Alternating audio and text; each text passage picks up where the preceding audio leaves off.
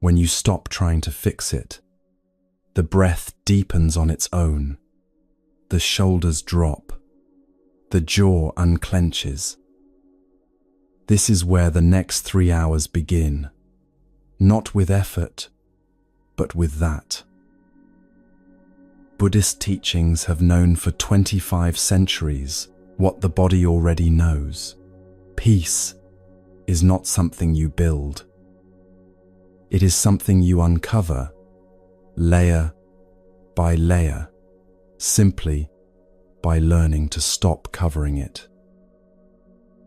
In the next 3 hours, you will hear teachings that work, not because they are complex, but because they are true. A frog sitting by a pond will show you what effortless presence actually looks like. A man who bowed 10,000 times until his forehead bore the permanent mark of it will show you what it means to give yourself to something completely. Water falling 1,500 feet will say something about living and dying that no other image quite manages. These are not metaphors invented to comfort you. They are records, ancient, verified, tested across centuries of human difficulty. They have steadied minds far more restless than yours.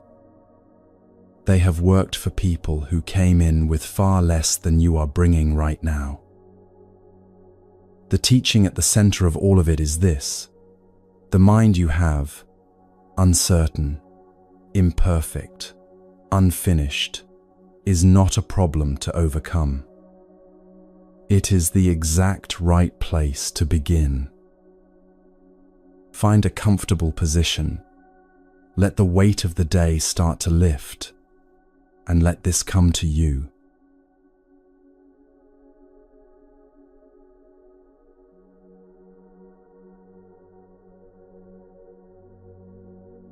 Something happened to you roughly 20,000 times today, and you probably noticed it for less than a minute total. You breathed. Not the breathing you are doing right now, because now you are paying attention to it. The other kind. The breathing that continues while you are arguing, while you are anxious, while you are so absorbed in a task that the body disappears entirely from awareness, except as a vessel for getting things done. The breathing that keeps going in the middle of the night when no part of the mind is available to supervise it.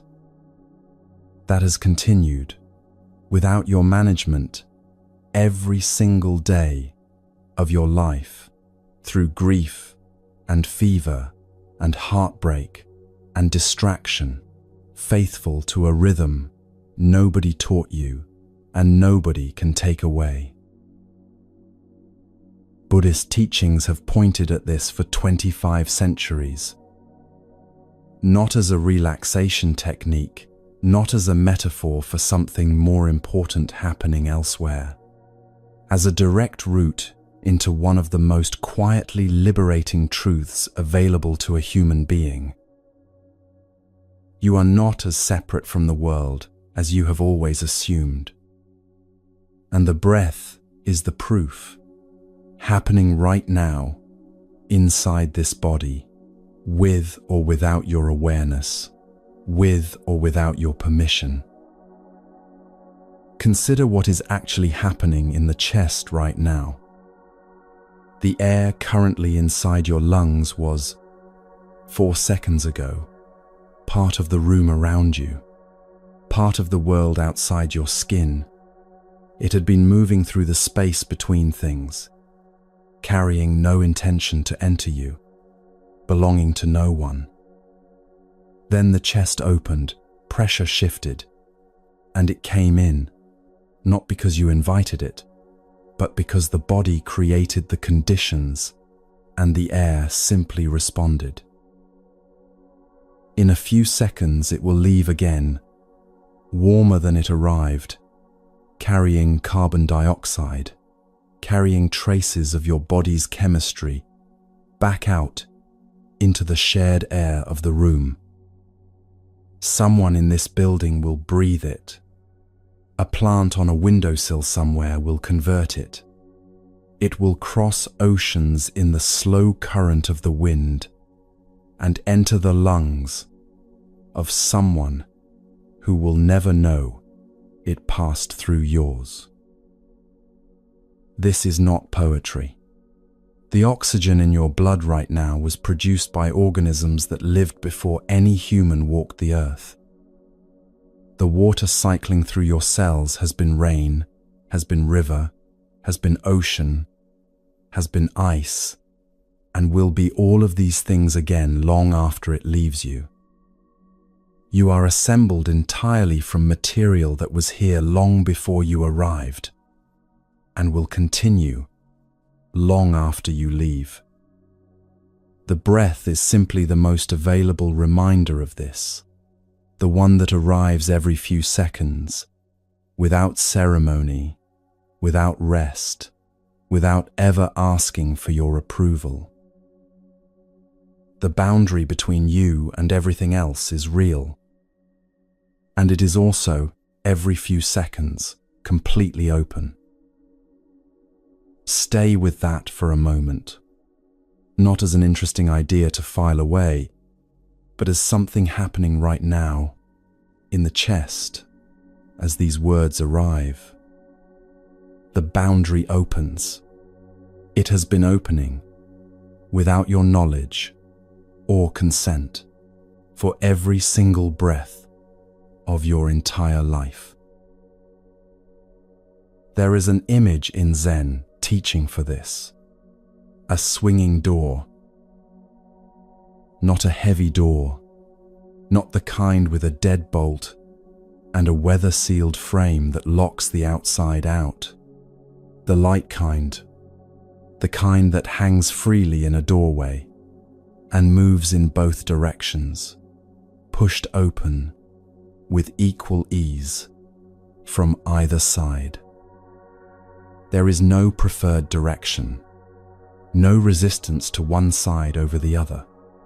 Whatever comes from outside moves it inward. Whatever comes from inside moves it back. It does not hold a position. It does not resist movement. It simply responds to whatever arrives, completely, and then returns to the center. This is the breath. Air presses in from the world.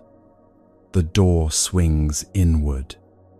The body releases. The door swings back. In, out, world into body, body back into world. Over and over, without effort, without fail. And this, the teaching suggests, is what we actually are. Now here is the question that unsettles the whole picture. Where is the one doing the breathing? Not where is the breath. That is easy. You can feel it moving in the chest right now. But where is the fixed, permanent, self-contained being that is supposed to be behind all of this? The one who decides when to inhale and when to exhale, who stands entirely apart from the process and manages it from some fixed location inside the body. Look honestly for that being, not with the intention of finding a particular answer. Just look. There is sensation. There is awareness of sensation. There is the movement of the chest, the subtle shift of the belly. There is the experience of air crossing a threshold, but a solid, stationary I, standing fully apart from the whole process, running it from the outside. Nowhere you can point to. Or rather, not there in the way we have always assumed. What is actually there is more like the door itself. A movement, a responsiveness, something that happens rather than something that simply is. Here is why this matters. Beyond the intellectual, there is a particular kind of exhaustion that comes from maintaining the conviction that you are a sealed, fixed, independent thing, an exhaustion so habitual, so thoroughly embedded in daily experience, that most people have stopped recognizing it as exhaustion at all. It is the effort of drawing the line constantly between here and there, between this self and everything that is not this self, between what belongs to me and what belongs to the world. The mind has been drawing this line since childhood, and it has gotten very good at it.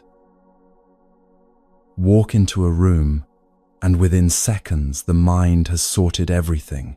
What is yours, what is not, what is safe, what requires monitoring. This is not a flaw. It is a remarkable and necessary capability.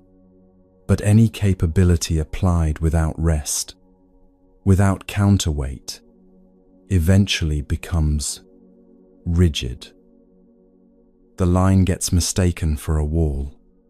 The wall requires maintenance, and the maintenance never stops.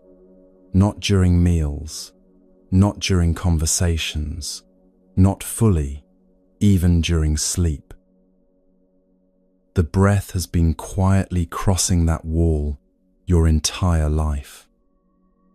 It crosses without asking, every time, without exception. Take one deliberate breath now, not a deep dramatic breath, not a performance of breathing. Just let the air come in at whatever depth it naturally seeks. Feel the chest open. Feel the belly soften forward. Feel the body do in 1 second what it has done flawlessly across every second of your entire existence. Then, without deciding when, let it go.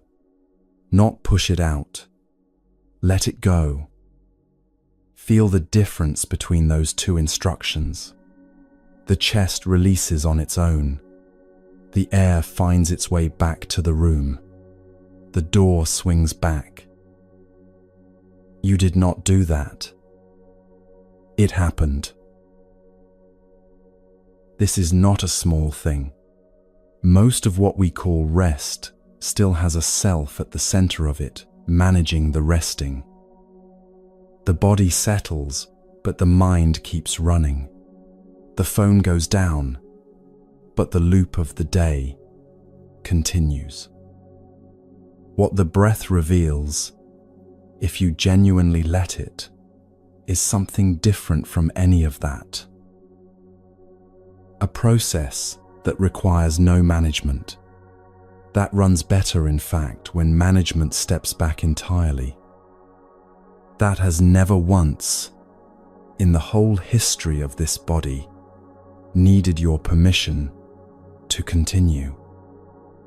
This is deeply unusual in a life structured around effort. Most things require tending. Relationships, work, health, these all need attention to sustain them. But the breath tends itself. It is the one thing in your life that has always been completely reliable, completely present, and completely indifferent to whether you are grateful for it. When that recognition lands, not as a concept but as a felt experience in the body, something loosens that did not know it was held. Not the muscles, something underneath the muscles. The particular effort of insisting you are a sealed thing in a world that keeps, with every single breath, demonstrating otherwise. You can feel it if you look honestly, not a dramatic sensation, just a slight easing, like the moment a room that has been slightly too warm finally finds the right temperature. Nothing dramatic, something real. What tends to happen when even a little of that grip releases is that things become more vivid rather than less. Sounds arrive more clearly. The specific weight of the body against whatever holds, it becomes more real. The breath itself deepens without effort, not because anything has changed, but because there is slightly more attention available to receive it. The defended self uses a great deal of energy. When some of that is released, it does not disappear. It returns to the present moment, which turns out to contain considerably more than the defended self ever allowed in. There is a rest that opens here, not the rest of finishing work, which still happens to a self who will begin again in the morning. This is closer to the rest of a hand that has been gripping something for so long it forgot it was gripping, and then, without drama, simply opens. What releases is not anything valuable, only the effort of holding, and the hand opening is lighter than it has been in a very long time. You do not disappear when this happens. That is worth saying plainly, because the fear is real. If the boundary softens, something essential might dissolve. But what actually happens is the reverse. When the grip eases, there is more available, more clarity, more sensation, more genuine contact with what is actually present, rather than with the defended version of it the mind has already prepared in advance. The swinging door does not vanish when you stop holding it shut. It simply becomes what it always was, moving freely in both directions, receiving and releasing with equal ease, without preference, without resistance. 25 centuries of Buddhist practice rest on this one physical, available right now observation. Not on belief or ritual, or the acceptance of any particular doctrine. On the breath. On the direct experience of air crossing the threshold between world and body and back again. And on what that simple crossing reveals about the nature of what we call the self. The inner world is limitless. The outer world is also limitless. There is no practice required to make this true.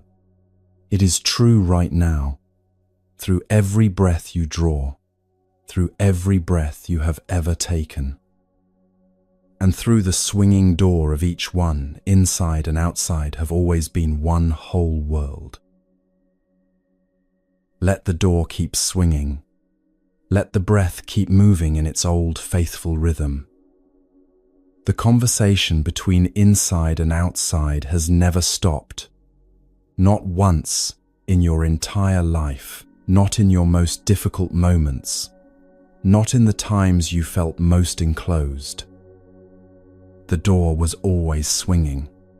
The air was always moving. The inside and the outside were always in contact. A mind that truly feels this does not come apart. What it loses is the low, constant, invisible strain of holding everything at a distance.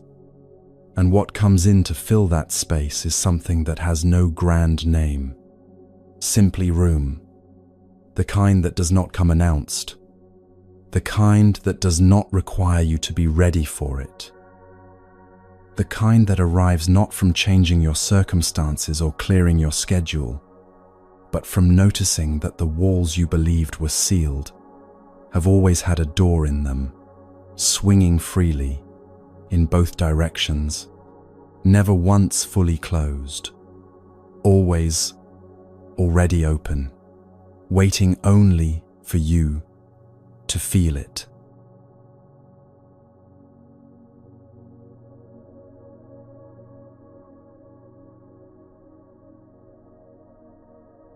There is a Tang Dynasty Chan master named Tozan who said something about mountains and clouds that sounds, at first, like a nature observation.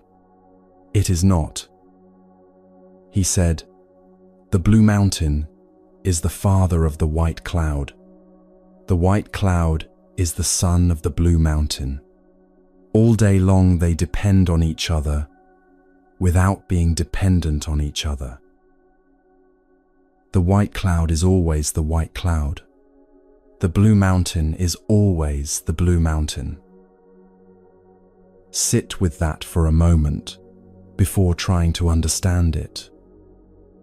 Not because it is obscure, but because it is the kind of observation that the thinking mind wants to process too quickly and thereby miss entirely. The cloud forms from the mountain. The moisture that rises from the mountain's slopes and forests becomes the cloud that drifts above it. In that sense, the mountain made the cloud. The cloud is the mountain's child, formed from the mountain's own substance. And yet the cloud moves freely. It drifts where the wind takes it. It changes shape continuously. It is not the mountain and does not behave like the mountain. And the mountain does not chase it or call it back or insist it stay a particular shape. The mountain simply remains, solid, rooted, entirely itself. The cloud entirely itself, dependent and independent at the same time. This is one of the most precise descriptions ever given of what a mind at peace with itself actually looks like from the inside.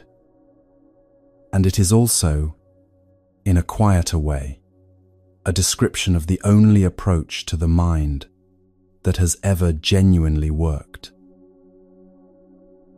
Most of us have spent years trying to control our thoughts. Not in any dramatic way, not with white-knuckled suppression or rigid discipline, though those have been tried too. The everyday version is subtler than that. A thought arrives that we do not like, an anxious loop, a critical voice, a memory that surfaces at the wrong moment, and something in us immediately moves against it. We argue with it. We try to reason ourselves out of it. We distract ourselves away from it. We tell ourselves firmly that it is irrational, unhelpful, something a calmer person would not be having. And the thought, reliably, gets louder. This is not a personal failure. It is a structural one. The control approach contains its own undoing. Because the moment you move against a thought, you have given it a fixed point to push back from. The struggle itself makes it real, makes it significant, makes it something that must be dealt with before you can have peace. And peace that depends on successfully dealing with something is not peace. It is a ceasefire, temporary and exhausting. The Zen teaching on this is not gentler control. It is not better management techniques or more sophisticated strategies for handling difficult thoughts. It is something structurally different, something that sounds almost irresponsible when you first hear it. Give your sheep a large, spacious meadow. That is the way to control them. Not a fence, not a pen, not a disciplined system for keeping them exactly where you want them. A meadow, wide enough that they can go where they go, graze where they graze, wander to the edges, and come back again without anything being broken. The space itself becomes the container, not because the sheep are now constrained. They are less constrained than they have ever been, but because in a large enough meadow, they do not need to be constrained. They simply are what they are, within a field large enough to hold them. The mind is the sheep. The meadow is the awareness that watches the mind without flinching, without moving against what it sees, without deciding in advance what should and should not be present. You may have tried meditation and found your mind completely ungovernable. The thoughts kept arriving. The attention kept sliding away. The self-criticism about how badly you were meditating arrived on top of everything else, compounding the noise. And you concluded, somewhere along the way, that your mind was simply not cut out for stillness. That other people had some faculty you were missing, that the quiet others seemed to find was simply not available to you. The flaw in this conclusion is not that you are wrong about your mind. The flaw is in what you were trying to do to it. You were trying to make the sheep stay still. You were trying to build a smaller and smaller pen, and the smaller the pen, the more agitated the sheep. The more agitated the sheep, the more convinced you became that stricter control was needed. The instruction from Tozan, from 25 centuries of Buddhist practice, from every teacher who has actually sat with this long enough to find out what works, is the same. Stop trying to control. Start trying to watch. Watch without preference for what arrives. Watch without moving toward the thoughts you find agreeable or away from the ones you do not. Watch the way the mountain watches the cloud, utterly still, entirely itself, making no effort to shape what forms from it and drifts away. The thought arrives. It is seen. It moves through the awareness. It passes. Another comes. It is seen. It moves through. It passes. The awareness in which this is happening does not change between one thought and the next. It is not shaped by the thought, dirtied by the thought, diminished by the thought, or improved by the thought. It is simply there. The way the mountain is simply there. The way the meadow is simply there. This is the blue mountain. This is what you actually are, underneath the cloud watching and the sheep chasing and the exhausting daily effort of managing the contents of your own mind. Returning to Tozan's image, the white cloud is always the white cloud.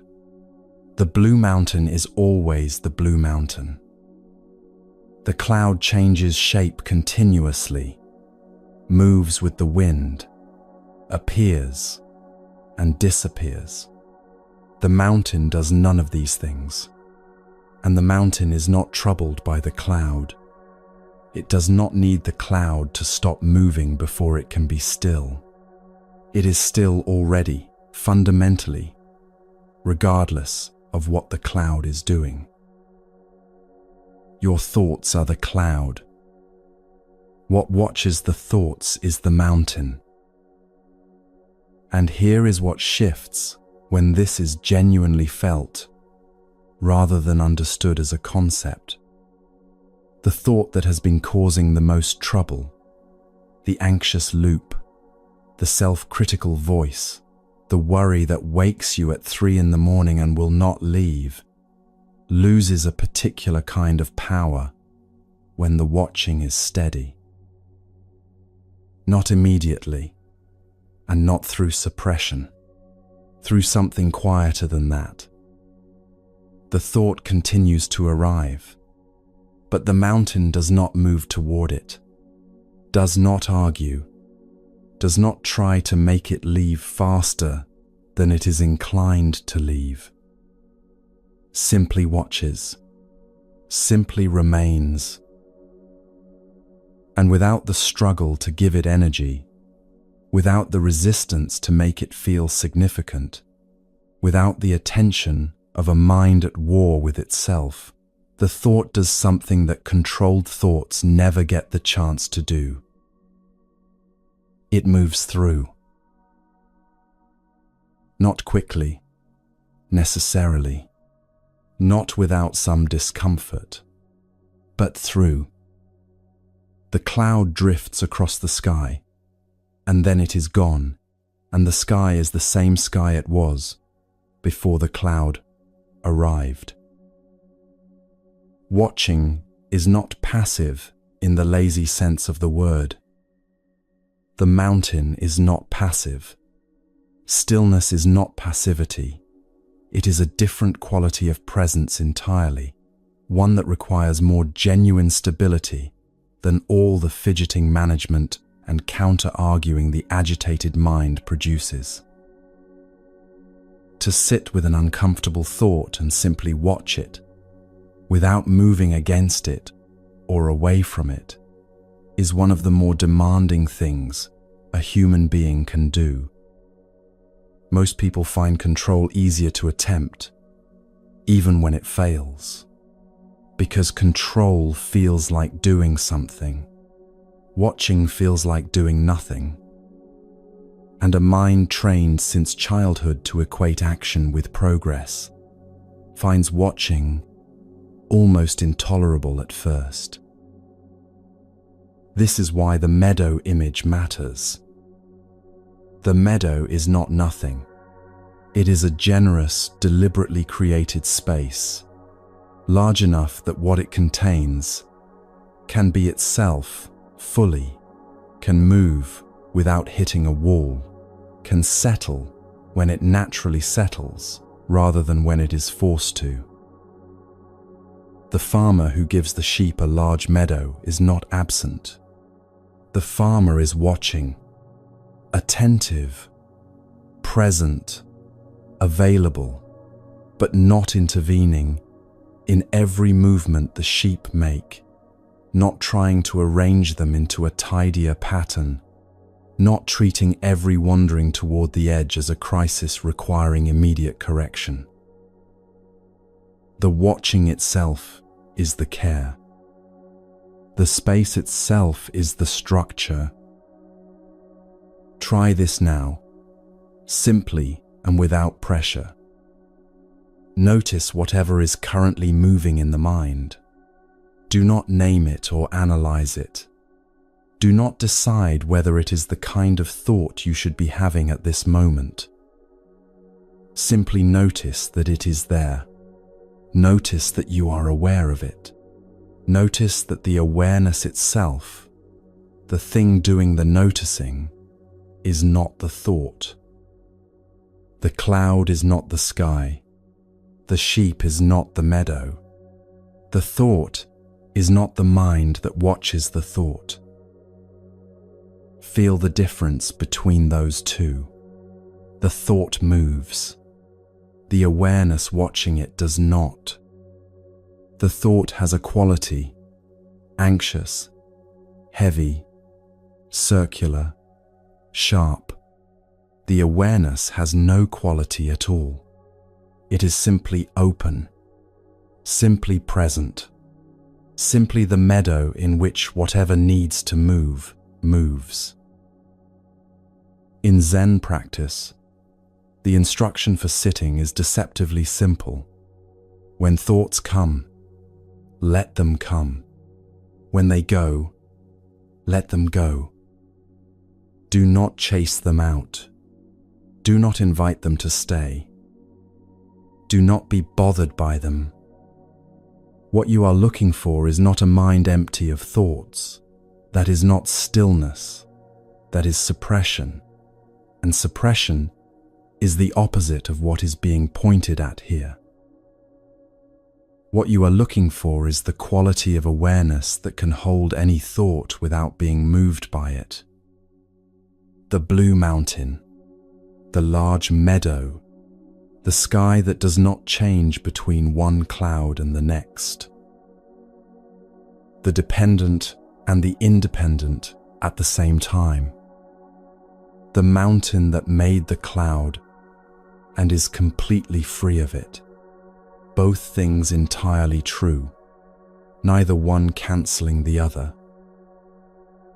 When the listening mind can hold that, when the awareness is spacious enough that even the difficult things can move through it without triggering a war, something eases that most people have never consciously felt ease before.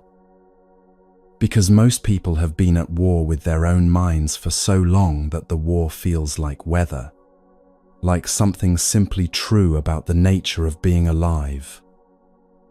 And the first time the watching genuinely opens into spaciousness, the first time the meadow is truly large enough, there is a quality of relief so specific and clean that it is almost surprising.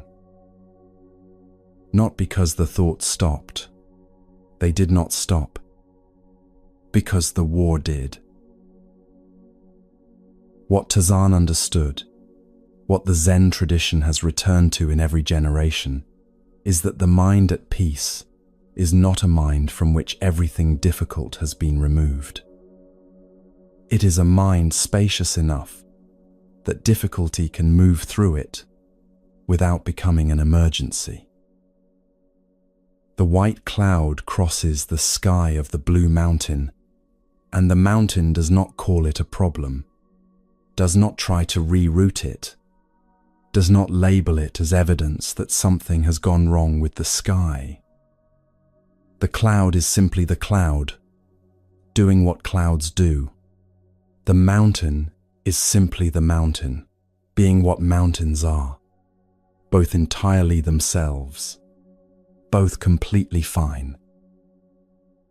The meadow is available right now, not after you have resolved the difficult thought, not after the anxiety has passed, not after you have finally become the kind of person who meditates correctly.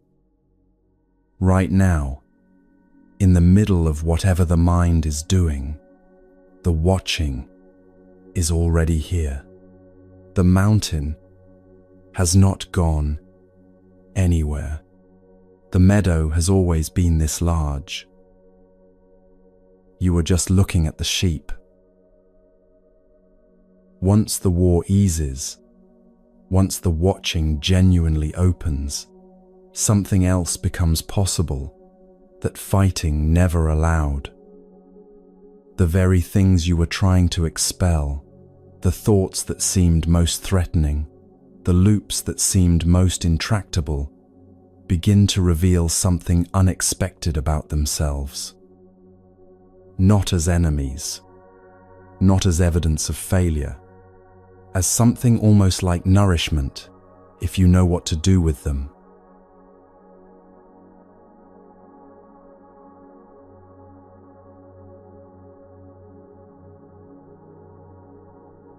put your hands in soil sometime. Not for any particular reason, not as part of a system or a plan. Just kneel down somewhere where things grow and press your hands into the earth until you feel the temperature change, cooler beneath the surface, slightly damp, carrying a smell that is older than anything you own. There is something in that contact that the body recognizes before the mind has a chance to name it. Something grounding in the most literal sense of the word. Something that quietly communicates, without language, that this has all been happening for a very long time before you arrived and will continue for a very long time after you leave. Now look at what is growing. In any garden that has been left alone for even a short while, there are weeds. Not as a failure of the garden, as evidence that the soil is alive, that the conditions are fertile, that something in that earth wants to grow and will grow if given the slightest opportunity. The same soil that produces the weed produces the plant you actually intended. The same conditions that invite one invite the other. The richness is not selective. An experienced gardener does not despair at weeds. An experienced gardener pulls them, but does not throw them away. The pulled weed gets buried near the base of the plant, pressed back into the soil, close to the roots of what you are trying to grow. And there, in the dark, it breaks down, becomes matter, feeds the very plant it appeared to be competing with.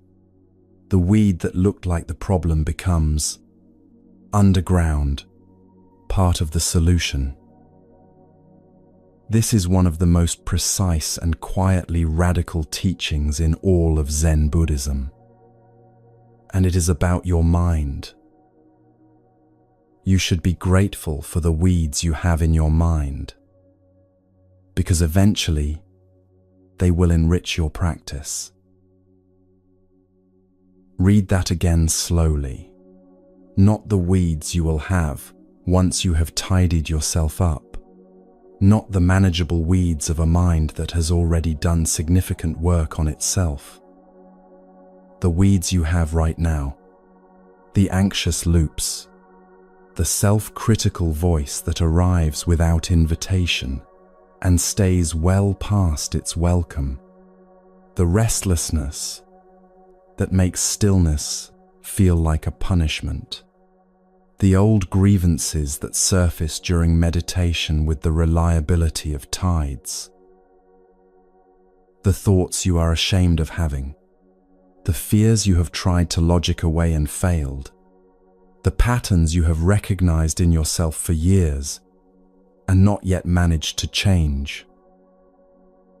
All of it, exactly as it is, right now. Nourishment.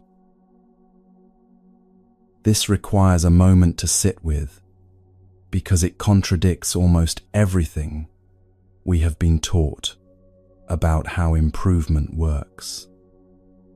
The cultural story is straightforward. Identify what is wrong, remove what is wrong, replace it with something better. The broken thing is the obstacle. Progress means getting past it. Peace is what exists on the other side of the difficulty, once the difficulty has been successfully dealt with. The Zen teaching turns this completely around. The difficulty is not in the way of the practice. The difficulty is the practice. The weed is not blocking the growth of the plant. The weed, properly understood and properly used, is feeding it. Think about what actually happens when something genuinely difficult moves through the mind during sitting. Not the mild discomfort of a wandering thought, but the real difficulty, the kind that arrives with weight, that the body responds to, that makes you want to stand up and do something else immediately. What happens in the moment you do not stand up? In the moment you stay, despite the discomfort, and simply watch?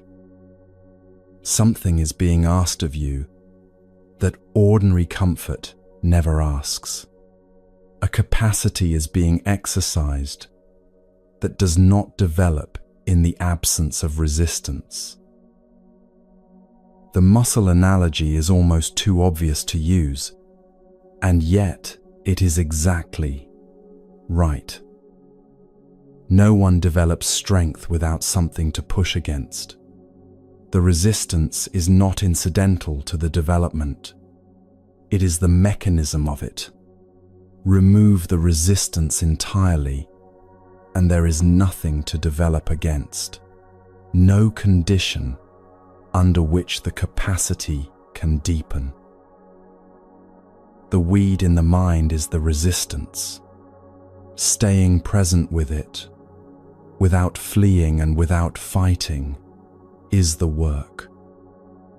And the work, over time, builds exactly the quality of awareness that every other approach was trying to achieve through tidying. Equanimity cannot be manufactured in pleasant conditions alone. Steadiness that only holds when things are easy is not steadiness, it is comfort. The two feel identical until the moment they are tested. Then the difference is immediate and unmistakable. This is why the gardener buries the weed near the plant. Not because the weed is secretly good all along, but because the material is there. It is real, and real material, used with understanding, nourishes rather than wastes. Nothing has to be imported. Nothing has to be invented. The difficult thought you are already having contains everything needed to deepen the awareness you are already developing. Return for a moment to the image of hands in soil. The smell of earth when it is turned, the slight resistance as fingers press through the surface, the temperature of it. When you pull a weed, there is a moment of effort, the grip, the pull, the feeling of the root releasing. Then the weed is in your hand. You look at it. It is not monstrous. It is just a plant that grew where you did not intend it to grow. Its roots were reaching for the same water and light that your intended plants are reaching for. It was doing nothing wrong. It was simply alive, responding to conditions, growing as living things grow. The difficult thought is the same. It arose because the conditions for it were present, not because you are broken, not because your practice is failing, not because you are less capable of peace than the person sitting calmly in the next room, or the monk on the other side of the world who seems to have resolved all of this already. The thought arose because you are alive, because you have a history, because something in your experience created the conditions for exactly this thought to grow in exactly this soil. That is all, and now it is in your hand, and you can bury it near the root of something you are trying to grow. What does that actually mean in practice? It means that when the anxious thought arrives during sitting, you do not treat its arrival as a sign that sitting is not working. You treat it as sitting, working. The weed is appearing because the soil is alive enough to produce it. The difficulty is surfacing because the conditions of stillness are real enough to allow it to surface. If you were truly absent from your own mind, distracted, numbed, unavailable, the difficult thought would not even register. The fact that it registers clearly, that it arrives with weight and specificity, is evidence of a quality of awareness that is functioning.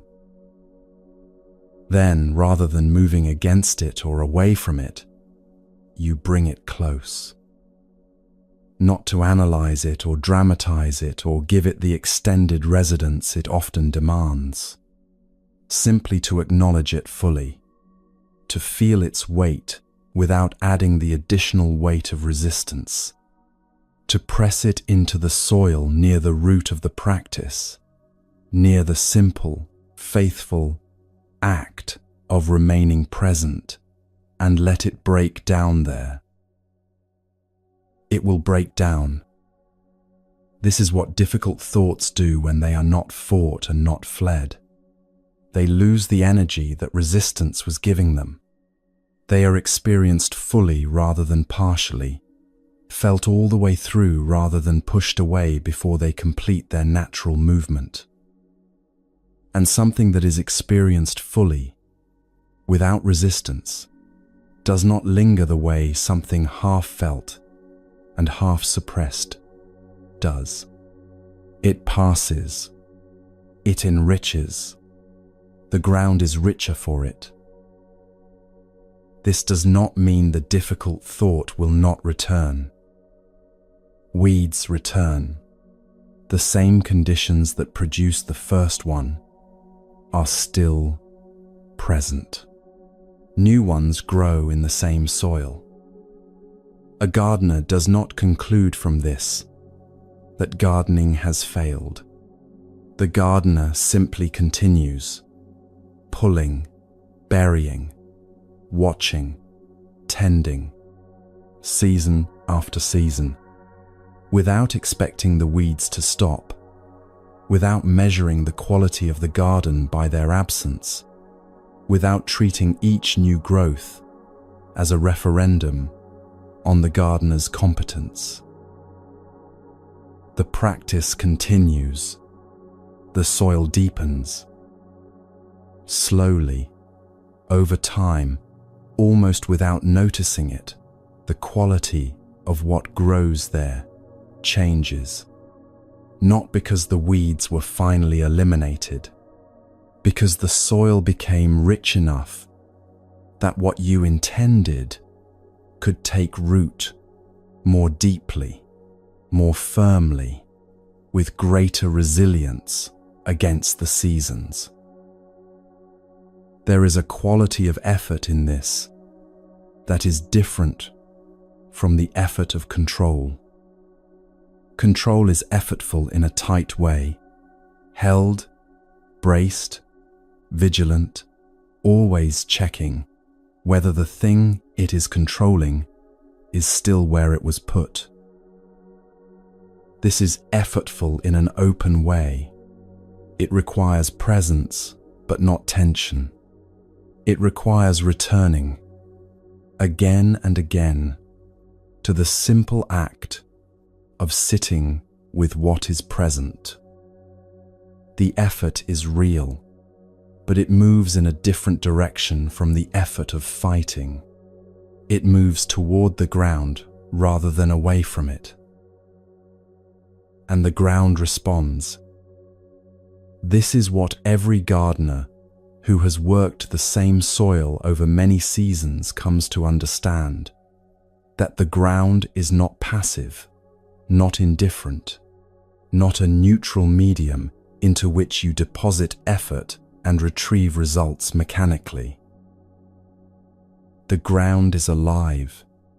It responds to what is given to it.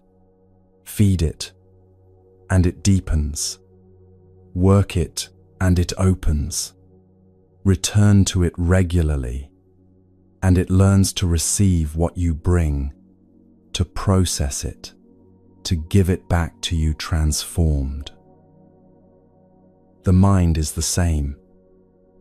Every difficult thought you have stayed with, rather than fled, has deepened something. Every anxious loop you have watched all the way through rather than fought, has built a quality of steadiness that fighting never could have built.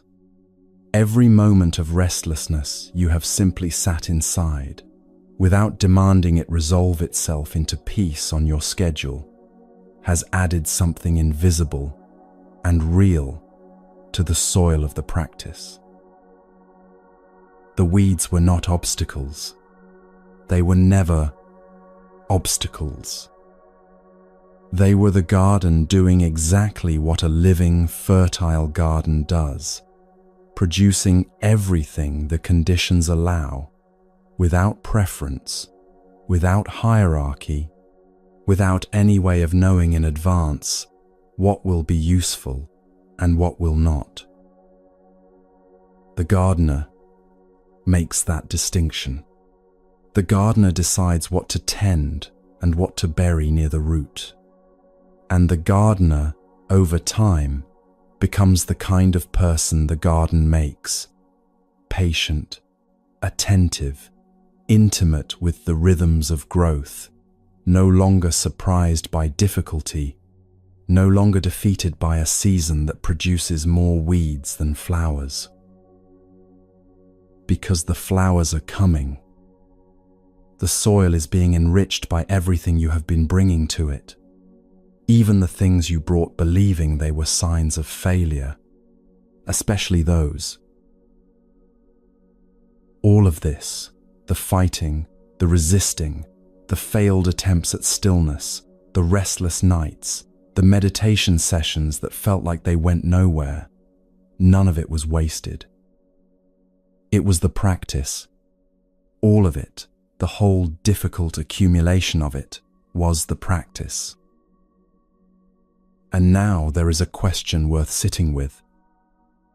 If difficulty is not a sign of failure, if struggle is not evidence that you are doing something wrong, then what does it say about the one who struggles most? The one for whom sitting is hardest, for whom peace feels furthest away, for whom every session surfaces something new and uncomfortable. It says something quite different from what they have probably concluded about themselves.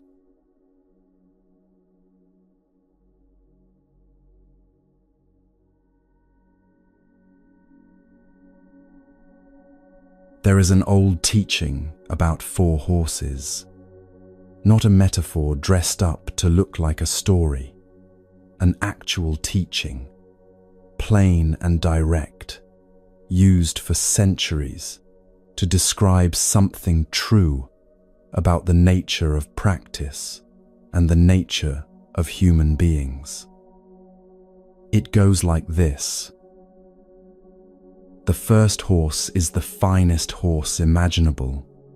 Show it the shadow of the whip, and it runs. Not the whip itself, the shadow, a suggestion of movement, a shift in the light, and the horse responds immediately, completely, without hesitation. The rider barely needs to exist. The communication between intention and action is so refined, so immediate, that it barely qualifies as communication at all. The second horse runs when the whip comes close to the skin, not touching, close. The anticipation of contact is enough. A good horse, a responsive horse, not the finest but close. The third horse runs when the whip makes contact with the body. Feeling is required before movement begins. The sensitivity of the first two horses is not present here, but the horse runs. The instruction gets through. Something is working, even if it works more slowly than one might wish. The fourth horse runs only when the pain reaches the marrow of the bones, not the skin, not the surface of the body. The marrow, the deepest interior of the animal, the place where the bones are made, where the blood begins. Only there, only when the difficulty has penetrated that far, does the fourth horse move. Now, which horse do you want to be? The answer seems obvious. Almost everyone who hears this teaching immediately wants to be the first horse. Failing that, the second. Failing that, at least the third. The fourth horse is the worst horse, the least responsive, the most resistant, the most difficult to work with. If the teaching is about spiritual practice, then the first horse is the natural practitioner, the one for whom everything comes easily, the one who responds to the subtlest instruction without needing to be pushed. The fourth horse is the struggling practitioner, the one who needs to be hit repeatedly before anything shifts, the one for whom peace feels furthest away, stillness feels most foreign, practice feels most effortful. This is where the teaching makes its turn. The question is not which horse you want to be. The question is what you do with the horse you are. And here, quietly, is the inversion that changes the whole picture. When you consider the mercy of Buddha, when you sit with what genuine compassion actually feels like, rather than what the word implies, where does it rest most fully? On the first horse, for whom everything comes easily, or on the fourth horse, for whom every single step costs something real? The fourth horse reaches the marrow. That is not a description of failure. That is a description of depth. The first horse is touched at the surface and responds. The fourth horse is touched all the way to the bone. The difficulty does not stay on the skin. It goes in. And what goes in that far leaves something behind that surface contact never reaches. Think about what you actually know from your hardest experiences. Not the convenient difficulties, the ones that were uncomfortable for a week and then resolved into a tidy lesson. The genuine ones, the losses that change the shape of things permanently, the failures that sent the pain all the way to the marrow. What do you know now that you did not know before those experiences? And could you have learnt it any other way?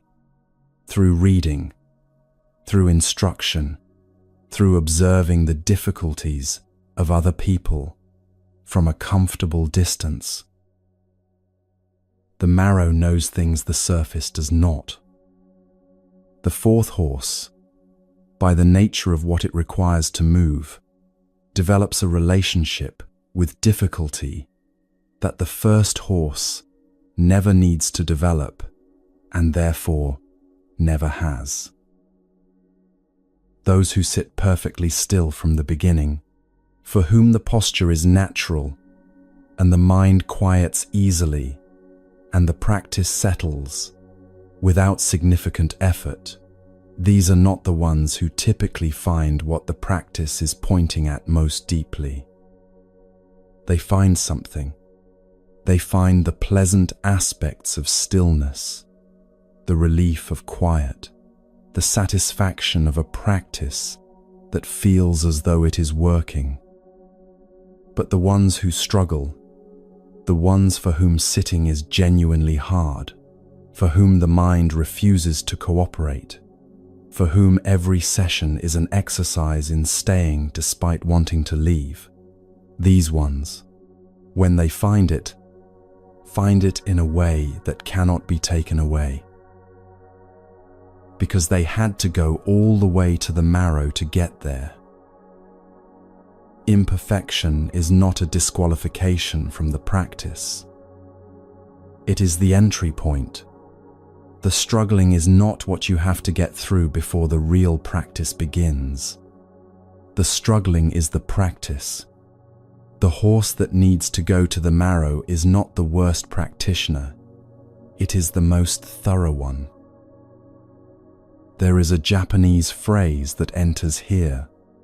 Dogen, the 13th century teacher, whose words run beneath so much of this tradition, used it to describe something that most people would consider a confession of failure. Shosaku, Jushaku, one continuous mistake. Not one mistake, followed by correction, followed by progress. Not a series of mistakes moving toward eventual competence. One continuous mistake. The whole of practice understood as an unbroken succession of imperfect efforts, each one arising from the last, none of them final, none of them the moment at which you have finally gotten it right. And Dogen said this was the ground of Zen. Not the obstacle, the ground.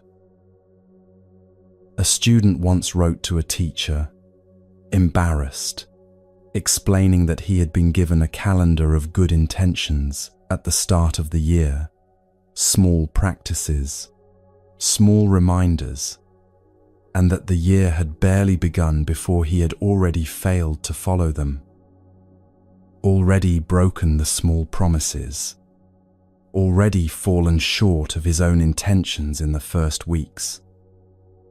He wrote as someone confessing inadequacy. He wrote expecting comfort at best, instruction at worst.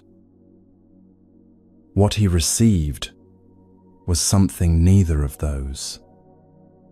One continuous mistake, the teacher replied. This is Zen. Not because failure does not matter, not because effort is irrelevant, but because the self that insists it should have gotten this right by now, the self that treats imperfection as evidence that something is fundamentally broken, that self is the actual obstacle, not the mistake, the verdict on the mistake, the story of inadequacy built on top of it. The decision that falling short of intention means the horse is too badly trained ever to run. The horse runs, imperfectly, with effort, reaching the marrow before it moves. But it runs, and the running is the practice, not the running of the first horse, clean and immediate and almost effortless. The running of the fourth horse, hard won, slow to start, costing something real every single time, still running. A good father, in Zen teaching, is not a good father. This sounds like a riddle, and it is, but only until it opens. The one who thinks he is a good father is not a good father, because the certainty itself has closed something. The evaluation has settled. The learning has stopped. but the one who thinks he may be failing, who is always reaching towards something he has not quite achieved, who measures each day against the father he is trying to be rather than the father he has decided he has become. That one, in the trying itself, in the continuous imperfect effort, is the good father. The practice is the same. The meditator who sits each morning certain they are doing it correctly has, in that certainty, found a resting place that is not the practice. The meditator who sits each morning uncertain, struggling, wondering if this is working, staying anyway, that one is inside the practice, all the way inside it, where it actually is. One continuous mistake, not as a consolation for failure, as a precise description of what genuine practice looks like from the inside. Consider what it would mean to actually accept this, not as a concept, but as a genuine orientation to approach each sitting, each day, each attempt at presence, with the understanding that the imperfection is not something to eliminate before the real work begins. That the real work is already happening inside the imperfection, because of the imperfection. The weed is being buried near the root. The marrow is being reached. The fourth horse is running. What would you stop waiting for? How many people are waiting to begin their practice until they have more time, more quiet, a better cushion, a calmer mind, a life that has settled into something more conducive to stillness? How many have concluded, somewhere in the accumulation of imperfect attempts, that they are simply not the kind of person for whom this works? That the first horse is what is required, and they are, irrevocably, the fourth. The teaching says, you are exactly the right kind of difficult. Your particular resistance, your specific struggle, the precise shape of your restlessness, these are not evidence against your capacity for peace. They are the conditions under which your capacity for peace will be built. Not despite the difficulty, through it, all the way through it, marrow and all. Calligraphy teachers in Japan have noted for centuries that the students who come to the art without natural talent, the ones for whom the brush feels wrong, the ink too thick or too thin, the strokes awkward where they should be fluid, these students, when they persist, often become the finest calligraphers. Not always, but often enough that the observation has held across generations. Because the naturally gifted student reaches a certain level easily and then stops there, comfortable, without the necessity of going further. The struggling student never stops being pushed by the work. The marrow keeps being reached. The depth keeps being built. This is true in art. It is true in life. And it is true in this practice. So if you have come to this with a mind that will not cooperate, with a history of abandoned attempts, with a self-assessment that places you firmly among the worst horses, the teaching is not asking you to become a better horse. It is asking you to be this horse, completely. To run from the marrow the way this horse runs. To bring the full weight of your particular difficulty into the practice, not as something to overcome, but as the very thing that makes the practice yours. One continuous mistake, sustained, single-minded, unhurried effort in the direction of something that may never be perfectly achieved. This is not a lowered standard. It is the actual standard, the one that applies to the first horse and the fourth horse equally, because the first horse's ease and the fourth horse's struggle are both, in the end, just conditions. What matters is the running. What matters is the staying. What matters is that the horse, whatever horse it is, keeps moving in the direction it has chosen, imperfectly, faithfully, all the way to the marrow. There was a man who understood this, not as a teaching, but as a daily physical fact. Not someone who read about one continuous mistake and found it consoling. Someone who lived it, returned to it, and let it leave a mark on his body that he carried for the rest of his life. What that mark was, and what it cost him to earn it, is where we are going next.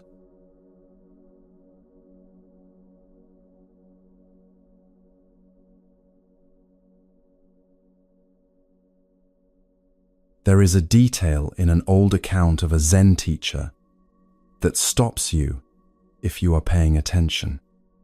Not the teaching, the detail. The teacher had a callus on his forehead. Not a metaphorical mark. Not a quality of character visible only to those with the eyes to see it. An actual physical callus, thickened skin built up over decades in the exact spot where his forehead met the floor during bowing. The body had recorded what the years contained, pressed into the flesh, permanent, carried everywhere, the accumulated evidence of a man who had bowed so many times that his forehead had changed shape to accommodate it. Think about what that requires. Not in terms of devotion or discipline. Those words are too abstract for what is actually being described. Think about it in terms of repetition. Skin does not thicken from occasional contact. Skin thickens from contact sustained over years, returned to so reliably that the body eventually decides this surface, this pressure, this particular meeting of forehead and floor is a permanent enough feature of existence to be built into the architecture of the body itself. The callus is a record, and what it records is not perfection. This teacher joined the Soto order at 32. For a Japanese priest, this is late. The path typically begins much younger, when the joints are more flexible, when the habits of the self are less established, when the personality has not yet had 3 decades to settle into its particular shape. His master saw this immediately and did not soften the observation. He called the new student a late-jointed fellow, said it plainly, without cruelty, but without cushioning either. You have come late. Your joints are stiff. This will be harder for you than it needed to be. And it was. This teacher was stubborn by his own description. He knew it about himself, did not pretend otherwise. The stubbornness that makes late entry difficult is the same stubbornness that makes certain kinds of change feel almost impossible. The habits of thought, the grooves worn into personality over years, the defended positions that a person old enough to have experienced real loss has real reasons to maintain. Giving all of that up, bowing it down to the floor, pressing the forehead into the mat, and surrendering the accumulated sense of self that 3 decades of living had constructed, this was not easy for him. The master knew it was not easy, and the master, in the way that genuine teachers have always responded to genuine difficulty, did not make it easier. He scolded, regularly, directly. The scolding had a quality that those who witnessed it described with something close to tenderness, because underneath the scolding, always, was the master's recognition that the stubborn fellow bowing at his feet was worth the difficulty. That the stubbornness itself, properly met, was not a flaw to be eliminated, but a quality to be transformed. The tiger, trained, does not stop being a tiger. It simply learns what the tiger's strength is actually for. So he bowed, not because it came easily, not because he had resolved the stubbornness first and then begun the practice once the resolution was complete. He bowed while still stubborn. He bowed as the 4th horse, reaching the marrow every time. He bowed because inside himself, always, he heard the master's scolding voice, and the hearing of it was precisely what moved him back to the floor, morning after morning, year after year. The callus grew. The forehead changed. The body built its record. When this teacher was 70 years old, he said something that contains an entire life. He said, "When I was young, I was like a tiger. Now I am like a cat." He said this with pleasure, not resignation, not the rueful acknowledgement of a man reflecting on what time had taken from him. Pleasure, the genuine satisfaction of a person who had made the journey from tiger to cat and found that the cat was the better place to arrive. The tiger is magnificent, powerful, certain, forceful, capable of imposing its will on its surroundings. The cat is something else entirely. The cat is present, unhurried, quietly alert without tension, at ease in its own body, in a way that power never quite manages to be, because power is always slightly vigilant, always aware of what would happen if it were not there. The cat does not need to be a tiger to feel safe. The cat simply is. This is what decades of bowing had accomplished. Not the elimination of the man's character, the stubbornness, the late-jointed difficulty, the tiger that had needed real training, the transformation of it, the tiger learning, through 10,000 surrenders, that what it had been protecting with such force was not the precious thing it had assumed, and that the letting go of it, the pressing of the forehead to the floor, the giving up of the defended self, the small daily dying that bowing asks for, was not loss. It was arrival. Bowing in this tradition is not a gesture of submission to something outside the self. This is a misunderstanding that the surface of the practice makes easy to make.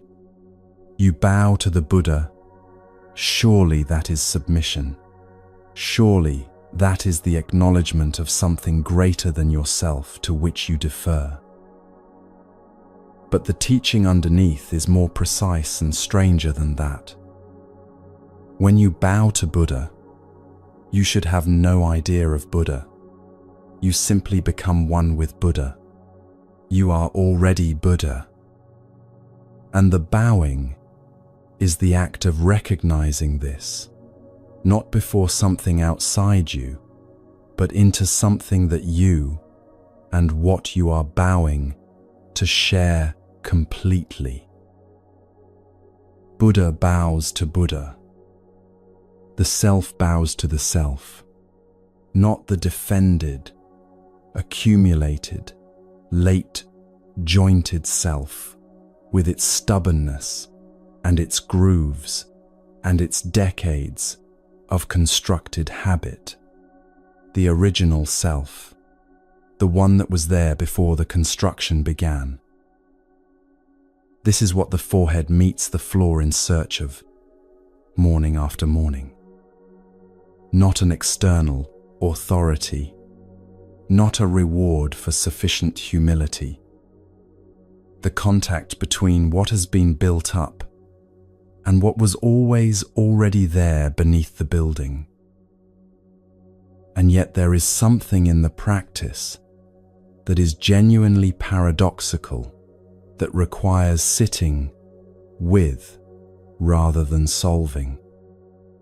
There are 4 vows that sit at the heart of this tradition. They are recited. They are returned to. They function less like goals and more like orientations, directions, rather than destinations, pointing towards something the reciter knows cannot be finally reached and continues toward anyway. Although sentient beings are innumerable, we vow to save them. Although our desires are endless, we vow to be free of them. Although the teachings are limitless, we vow to learn them all. Although enlightenment is unattainable, we vow to attain it. Stay with that last one. Although enlightenment is unattainable, we vow to attain it. Not despite the impossibility, with full knowledge of it. The vow does not pretend the goal is reachable if you try hard enough. It acknowledges directly that it is not reachable and makes the vow anyway. Because the making of the vow is not about the destination. The making of the vow is the practice itself. The direction itself is the point. The aspiration itself, held sincerely and returned to continuously, is what the whole enterprise rests on. This is not a consolation for failure. It is a precise description of what genuine commitment looks like when it has stopped needing its own completion to justify its existence. A man who thinks he is a good father is not a good father, because the thought of already being good has created a resting place, a point of arrival, a closed door. But a man who is always reaching toward being a good father, who measures each day against the father he is trying to become, who never arrives at the comfortable conclusion that the work is done, that man, in the continuous imperfect reaching, is practicing fatherhood in the only way it actually works. The vow to attain the unattainable keeps the door open in the same way. It removes the possibility of arrival, and in doing so, removes the complacency that arrival always brings. There is nowhere to stop and say, I have done it. There is only the continuing, the next bow, the next morning, the next pressing of the forehead to the floor, not because yesterday's pressing was insufficient, but because the practice is alive, and living things do not stop. The callus on that forehead is the physical evidence of a man who had truly understood this, who had taken the vow seriously enough to return to it not when he felt spiritually prepared, not when the conditions were right, not when the stubbornness had finally been resolved, but every morning, regardless, as the fourth horse, reaching the marrow every time.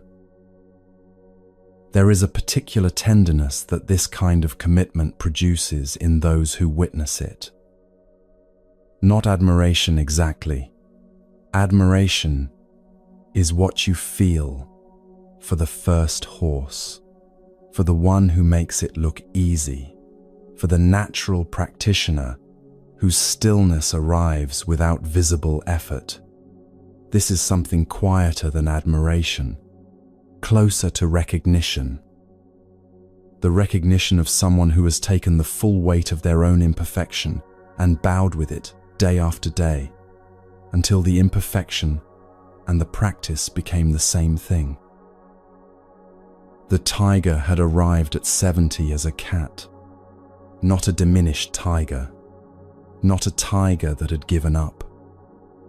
A tiger that had bowed so many times it had found something on the floor worth becoming, something quieter than power, something more present than certainty, something that did not need to impose itself, because it was no longer at war with what it was.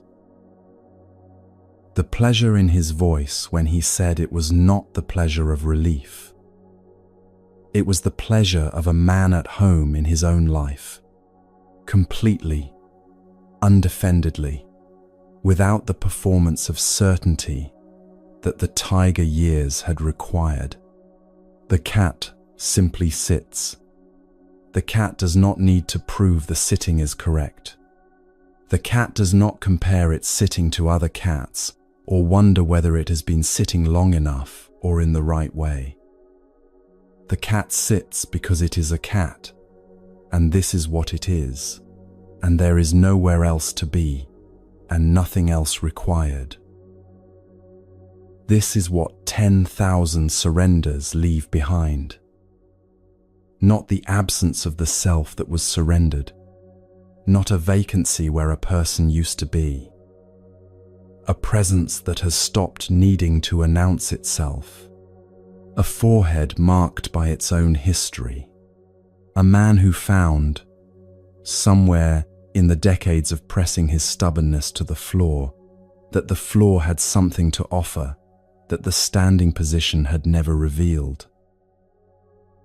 You do not need a callus to understand this. You do not need to begin bowing tomorrow, or to take up any formal practice that does not fit the shape of your life.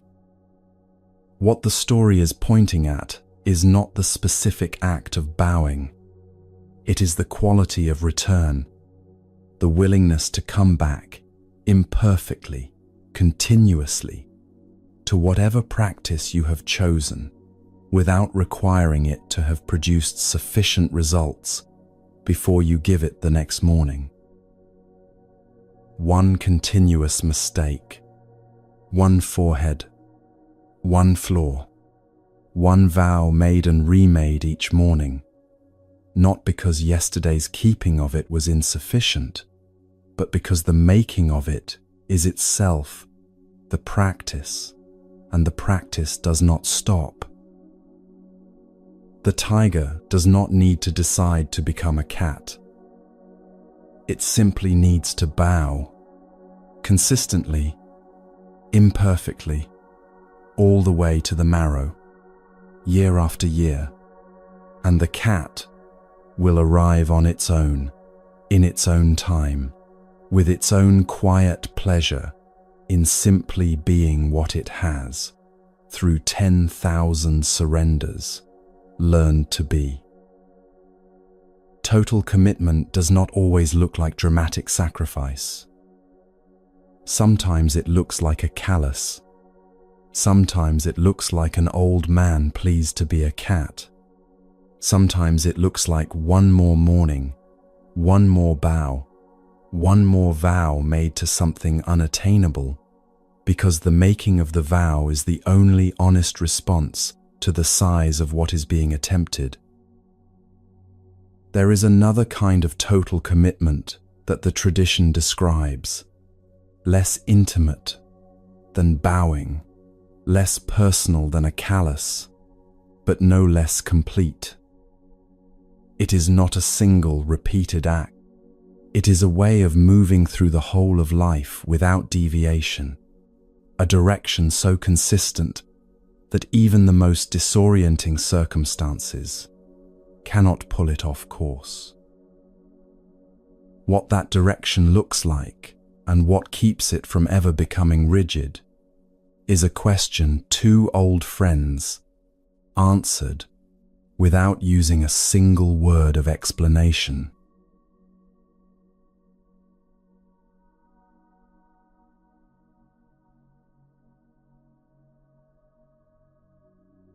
Two friends are finishing a conversation.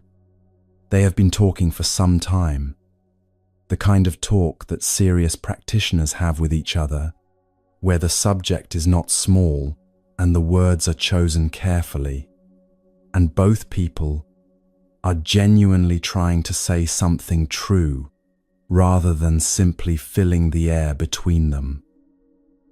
The subject has been the Bodhisattva's way, the single-minded path, what it actually means to live without deviation from one's deepest intention, not occasionally, not when conditions are favorable, but as the consistent ground of an entire life. They are Zen masters, these two friends, Chokei and Hofuku, Tang Dynasty China, two men who have given their lives to this question and found in each other someone capable of genuinely engaging with it. Chokei has just made a careful observation about the Bodhisattva's way, something considered, something worth saying. He is waiting to hear what his friend thinks. Hofuku is quiet for a moment. Then he says, "We have had enough discussion. Let us have a cup of tea." That is the whole story. No dramatic reversal, no sudden awakening, no cryptic utterance requiring decades of contemplation to unpack. Just two friends, a conversation that has run its natural course, and an invitation to tea. And yet this small exchange has been preserved and returned to for more than 1,000 years. Not because it is mysterious, because it is perfectly clear. What Hofuku understood and what the cup of tea demonstrated without a word of explanation is that the Bodhisattva's way is not found at the end of the conversation about it. It is not the conclusion you arrive at after sufficient discussion, the principle you finally articulate clearly enough that it can be held and carried forward as a possession. The way is the cup of tea. The way is the walking to the kettle, the waiting for the water, the sitting together in the particular quality of quiet that follows a good conversation. It is this moment, approached with sincerity, completely, and then the next moment approached the same way, and then the next. There is a teaching in this tradition that sounds, on the surface, almost reckless in its confidence. Even if the sun were to rise from the west, the Bodhisattva has only one way. Let that settle for a moment before examining it. Even if the fundamental order of things were reversed, even if the most reliable and constant feature of the physical world suddenly contradicted everything experience has established, the Bodhisattva's direction does not change. Not because she is inflexible or unable to respond to new information, but because the way she is moving toward is not dependent on external conditions remaining stable. The sun rising from a different direction would change many things. It would not change the direction of sincerity. Sincerity itself is the railway track. Picture a long railway line, not a short journey between two known stations. A line that extends in both directions beyond what the eye can follow, beginning somewhere you cannot see and ending somewhere equally invisible. You are on a train moving along this line. Through the window, everything changes. The landscape shifts from city to countryside to coast to mountain to plain. The weather changes. The light changes. The passengers around you come and go. What was outside the window an hour ago bears no resemblance to what is outside it now, and what will be there in another hour is entirely unknown. The track does not change. Beneath all of that movement and variety and unpredictability, the same track, the same gauge, the same spacing, the same relationship between one rail and the other, mile after mile after mile. The train does not need to decide, at each new stretch of landscape, whether this particular section of track is worth staying on. It does not evaluate the current scenery against previous scenery and determine whether continuing in this direction still makes sense. It moves along the track because the track is there, and the track is there because it was laid with intention and has been maintained with care, not because each individual section has been found beautiful or interesting, but because the track itself is the point. Sincerity is the track, not the scenery, not the destination, not the particular emotional weather of any given sitting or any given day. The track itself, the consistent, daily, unremarkable, return to what matters, regardless of what the view outside the window happens to be offering. This teaching has a companion that arrives quietly, dressed as an observation about cooking. How does dough become bread? Not as a metaphor, as a genuine inquiry into the nature of transformation. What is happening, specifically, in the interval between the raw material and the finished thing? What does the baker need to understand, not just about technique, but about the nature of sustained application? The answer is always the same. You put the dough in the oven and you watch it carefully. You do this again. You do this again. Not because each repetition is different from the last in some exciting or revelatory way, because the repetition is how the understanding deepens. Because the baker who has made the same bread 500 times knows something the baker who has made it twice cannot know. Not because the recipe changed between attempt 2 and attempt 500, but because the body has learned what the mind alone cannot teach. There is a particular kind of boredom that arrives in any sustained practice. It comes reliably, usually somewhere after the initial enthusiasm has settled and before the deeper engagement has fully established itself. The practice feels repetitive because it is repetitive. The track looks the same as yesterday's track because it is the same track. The dough is the same dough.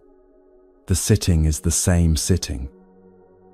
And the mind, habituated to novelty as the signal of significance, concludes from this sameness that something may have gone wrong. Nothing has gone wrong. The sameness is the point. The repetition is not the obstacle between you and the real practice. The repetition is the practice. The track does not become a different track in order to be interesting. It continues faithfully, the same track, and the faithfulness itself is what makes it trustworthy. A track that changed direction based on the current emotional weather of the traveler would not be a track at all. It would be a wandering, which is precisely what the railway is designed to transcend. Hofuku knew this. When he ended the conversation with an invitation to tea, he was not dismissing what had been said. He was demonstrating what he and Choke had been discussing. The Bodhisattva's way is not a conclusion you reach through sufficient argument. It is a movement you make, continuously, in the direction of what is actually present. The conversation was present, and they were in it fully. The conversation ended, and the tea was present, and they moved to that fully. No residue from one carried unnecessarily into the other. No clinging to the discussion once the discussion was complete. The track continues. The scenery changes. The train keeps moving. This is also, quietly, a teaching about talk. There is a danger in discussing the Bodhisattva's way that Hofuku was alert to, the danger of mistaking the conversation for the thing the conversation is about, of spending so long examining the track that you forget you are supposed to be on the train, of developing such a sophisticated understanding of the nature of the journey that the journey itself never quite begins. The cup of tea is always the answer to this. Not literally tea, though tea, approached with full attention, is as complete a practice as any formal sitting, but the movement from discussion to action, from analysis to engagement, from the description of the track to the feeling of it moving beneath the train. The railway track is always the same, and if it were to become wider or narrower, it would be disastrous. Wider or narrower, not broken, not missing, just slightly different from what it is supposed to be. And this small deviation, this accommodation to the particular conditions of the moment, this slight adjustment based on how things feel today, rather than what the track requires, would derail the whole thing. There is a kind of sincerity that bends, that is sincere on good days, and sincere when the practice feels alive, and sincere when the results seem visible. And there is a kind of sincerity that does not bend, that keeps the same width on the days when it costs something as on the days when it flows easily. That maintains its gauge consistently, not because the conditions demand it, but because consistency is the only form in which the track can do what a track is for. The Bodhisattva's way is the second kind. Not rigid. Rigidity is about the surface, the manner, the outer form. The track can pass through any landscape. It can curve, it can climb, it can descend into valleys and cross bridges over rivers. What it cannot do is change its own essential nature in response to the difficulty of the terrain. The terrain changes, the track does not. This distinction is the difference between genuine practice and the performance of practice. Genuine practice looks the same on the morning when everything feels right as on the morning when nothing does. Not because the practitioner is unaffected by the difference, but because the practice has stopped being contingent on the feeling. The dough goes in the oven. Again, the forehead meets the floor. Again, the tea is made. Again, the track extends forward, the same track, into whatever landscape the next mile contains. There is something that settles in the body when this is genuinely understood. Not the excitement of a new insight. Excitement is the enemy of the railway track, because excitement implies that something unusual is happening, and the track is specifically the practice of making the unusual into the ordinary. It is closer to the feeling of finding the ground beneath your feet after a period of uncertainty. Not dramatic, not announced. Just the quiet recognition that there is something to stand on, that it is the same thing that was there yesterday and will be there tomorrow, and that its reliability is not a limitation, but the most generous thing it could offer. The sights from the train will always change. This is not a problem. This is the nature of being alive, moving through a world that does not hold still, encountering weather and loss, and unexpected grace in no particular order and without prior arrangement. The practice is not the attempt to make the landscape predictable. The practice is the maintenance of the track beneath it. Sincerity, the same width, the same gauge, across every kind of terrain that life produces. Hofuku and Chokei drank their tea. The conversation was over, and the tea was the next thing, and they were in it completely, the way they had been in the conversation. The track continuing, the scenery changed, the train still moving. This, precisely this, exactly this simple, is the Bodhisattva's way. Not a grand gesture, not a dramatic renunciation, not an achievement requiring years of preparation before it can begin. The next thing, done completely, with the full weight of a sincerity that does not widen or narrow based on how it feels today. A direction, not a destination. A track, not a map. A train that is always already moving, always already on the only track there is, needing only for the passenger to stop looking for a different one and feel the one that has been beneath them all along.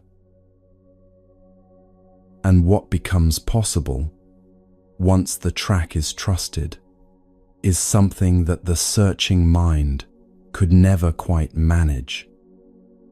Action that is complete, action that begins fully and ends fully and leaves nothing trailing behind it, no residue of self-consciousness, no shadow of the moment before, no smoke from the fire. Just the action itself, clean and entire, the way Hofuku's cup of tea was clean and entire, and then simply done.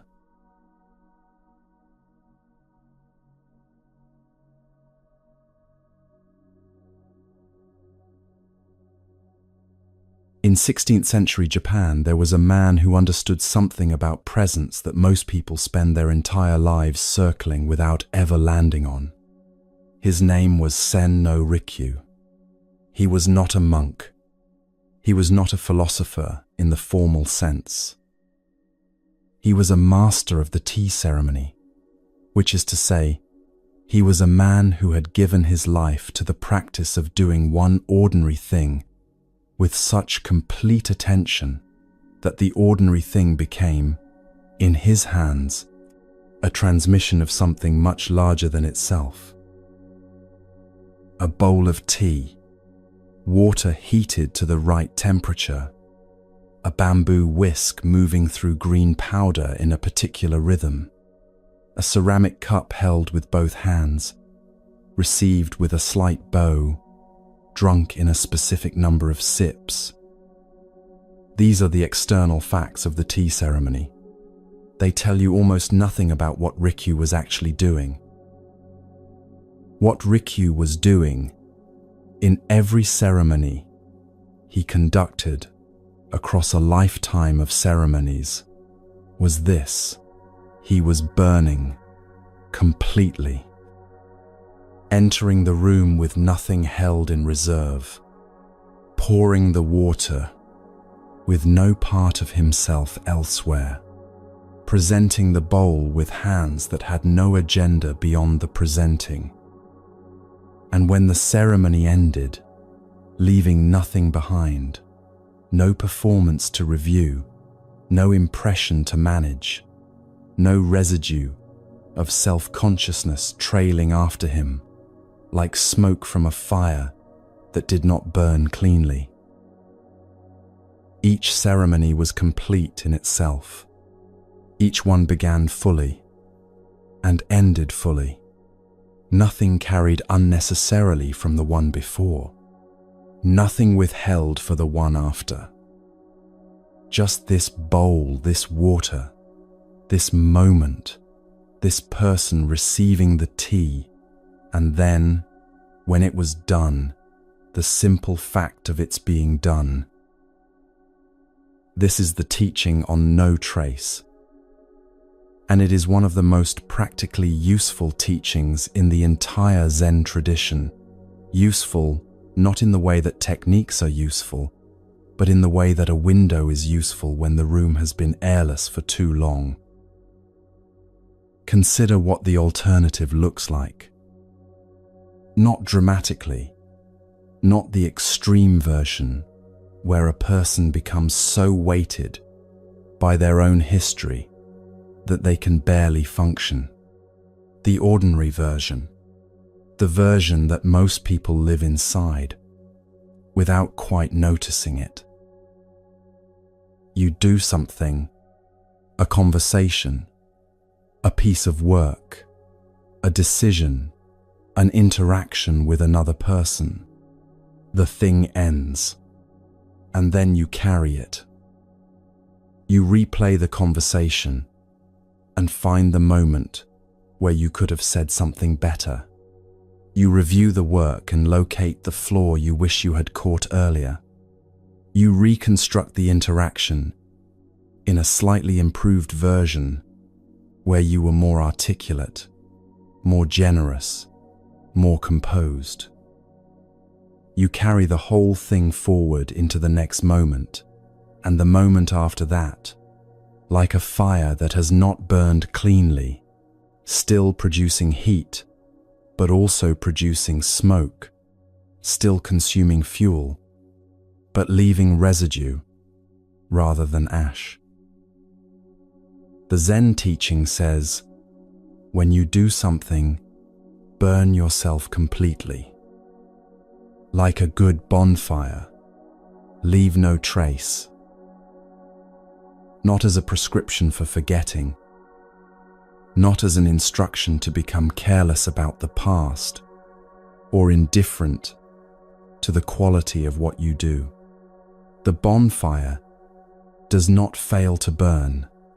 It burns completely, which is precisely the point. Total combustion leaves only ash, clean, neutral, finished. Not smoke, ash.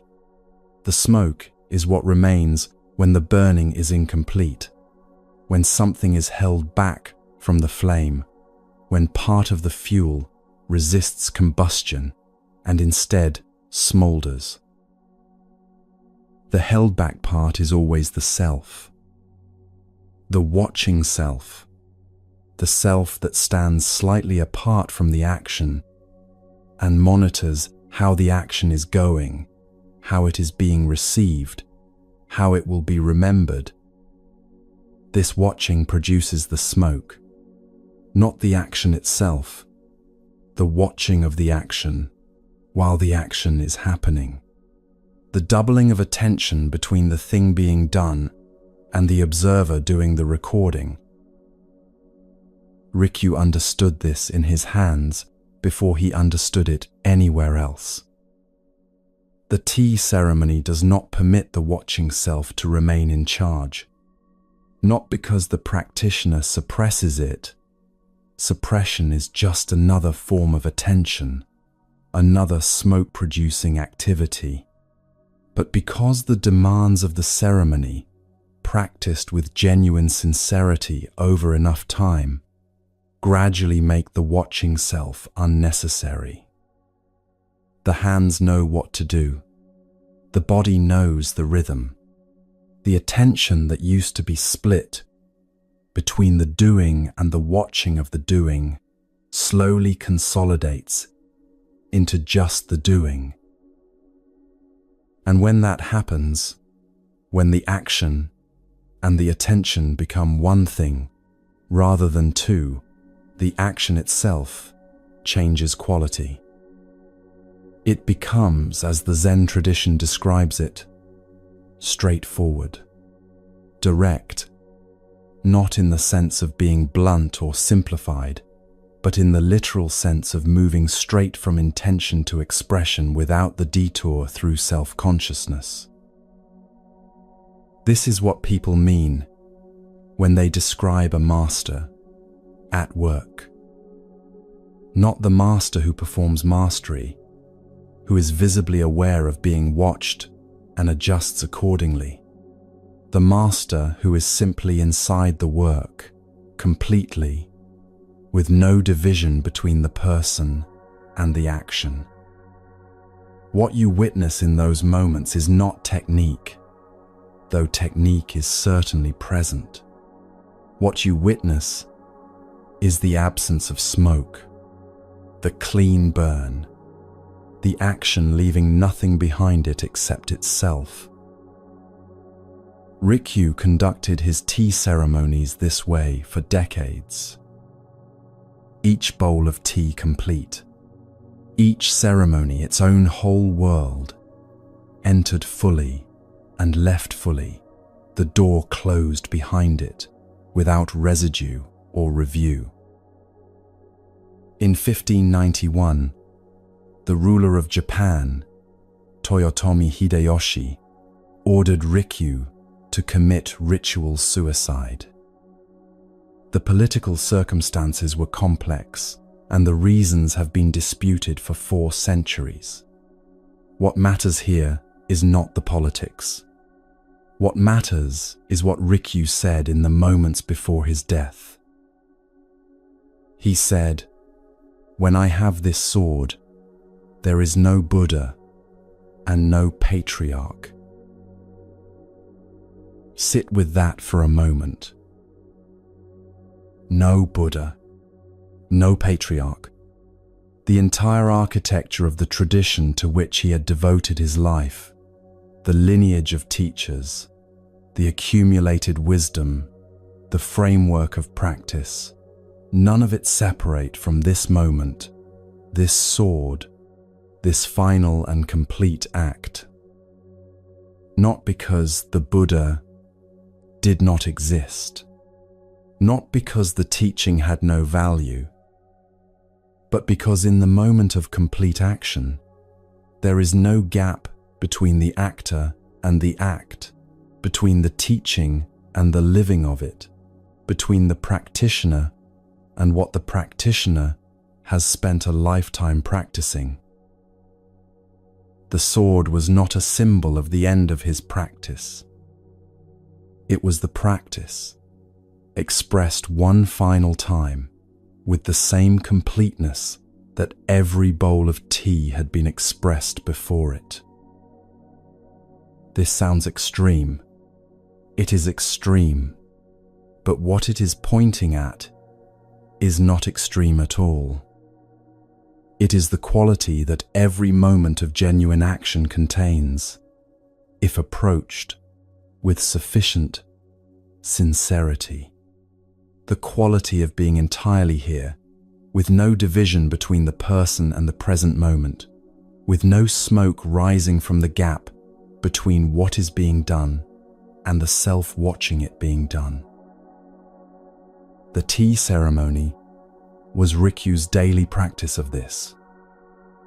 Not the sword, the tea, one bowl at a time, one ceremony at a time, each one a small burning, complete and clean, leaving only ash.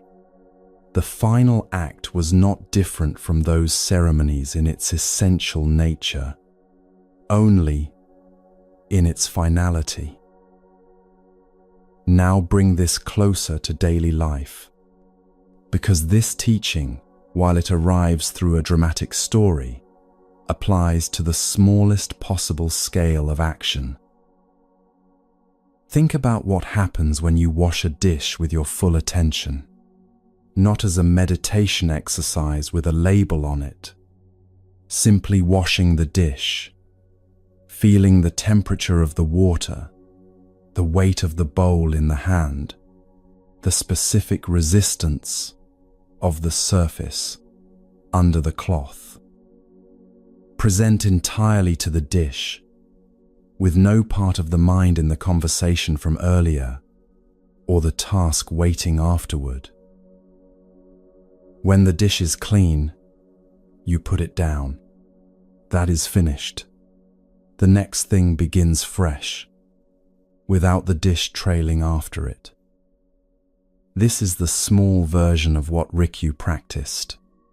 This is the no-trace teaching at the scale of an ordinary afternoon. Contrast it with the other way of washing the dish, which most people will recognize immediately. Hands in the water, mind in 5 other places. The dish gets washed. The outcome is achieved, but the attention was divided, and divided attention leaves a particular kind of residue. Not guilt, not regret necessarily, just the faint unsatisfyingness of a thing half done, the sense that you were present for the outcome, but absent from the experience, the smoke of incomplete combustion, drifting into the next moment and the next. Over time, this accumulates, not dramatically, but steadily. A day of divided attention is a day of smoke, and smoke, even in small quantities, obscures. The view through it is less clear. The air in it is less clean. And the personality that develops inside a life of divided attention develops, slowly and without noticing, a particular kind of weight. The weight of everything that was done but not fully inhabited, the accumulated residue of 1,000 half-presences, the smoke of 10,000 fires that did not burn cleanly. The teaching on no trace is the teaching on how to put that weight down, not by reviewing and resolving the accumulated past. That is more smoke, more division, more self-watching self, but by changing the nature of how the next action is entered. This action, this one, now, completely, without the watching self maintaining its separate position, without the division between the person and the present moment. One action at a time, clean, complete, leaving only ash. The ash is not nothing. This is an important distinction. The bonfire that burns completely does not disappear. It leaves ash, which is the clean residue of total combustion. What you do completely, with full presence and no watching self, dividing the attention, leaves something real behind. Not the smoke of self-consciousness, not the residue of incomplete presence, but the simple fact of having been genuinely there, which settles into the ground of experience cleanly, without complication, without the need for review or revision. You remember what you were actually present for, the conversations you were fully inside, the work you gave yourself to completely, the moments of genuine contact with another person that were not divided by the watching self, monitoring how the contact was going. These settle differently from the half-presences. They are ash rather than smoke, clean, finished, real. Dogen, the 13th century teacher, said it this way: ashes do not come back to firewood. Ash is ash. Firewood is firewood. Each exists completely in its own moment. The firewood does not mourn becoming ash. The ash does not wish to return to firewood. Each is entirely what it is, in the moment it is, without the confusion of wanting to be something other than what the present moment has made it. This is what Rikyu's life demonstrated, bowl by bowl, ceremony by ceremony, across 4 decades of practice. And what it demonstrates is not a distant ideal requiring extraordinary circumstances to approach. It is available in the next thing you do, if you do it completely. The next conversation, the next meal, the next ordinary task that the day presents. Enter it fully, burn without reservation, leave no smoke. And when it is finished, put it down. Not because it did not matter, because it did matter, completely, in the moment it was happening, and that completeness is exactly what allows it to be set down cleanly now. The fire burned. The ash is on the ground. There is nothing left to carry. Nothing left behind means nothing dragging forward. And nothing dragging forward means the next moment arrives clean, unobscured by the smoke of the last one. open to whatever it contains, ready to be entered with the same completeness that the previous moment deserved and received. This is the spaciousness that complete action creates. Not emptiness, in the bleak sense. Room, the specific, tangible room that opens when the accumulated weight of half-presences is no longer being carried. The air clears. The view extends further than it did through the smoke. And what can be seen from here, clearly, without obstruction, is something that divided attention could never quite bring into focus. Everything changes. Everything is always already changing. Nothing holds its form. Not the fire, not the wood, not the ceremony, not the man who conducts it, not the bowl he holds, not the water cooling inside it. Everything is already moving toward ash. Everything is already becoming what comes next. And in that constant movement, that ceaseless transformation from one form into another, there is something that the clean fire reveals and the smoky fire obscures.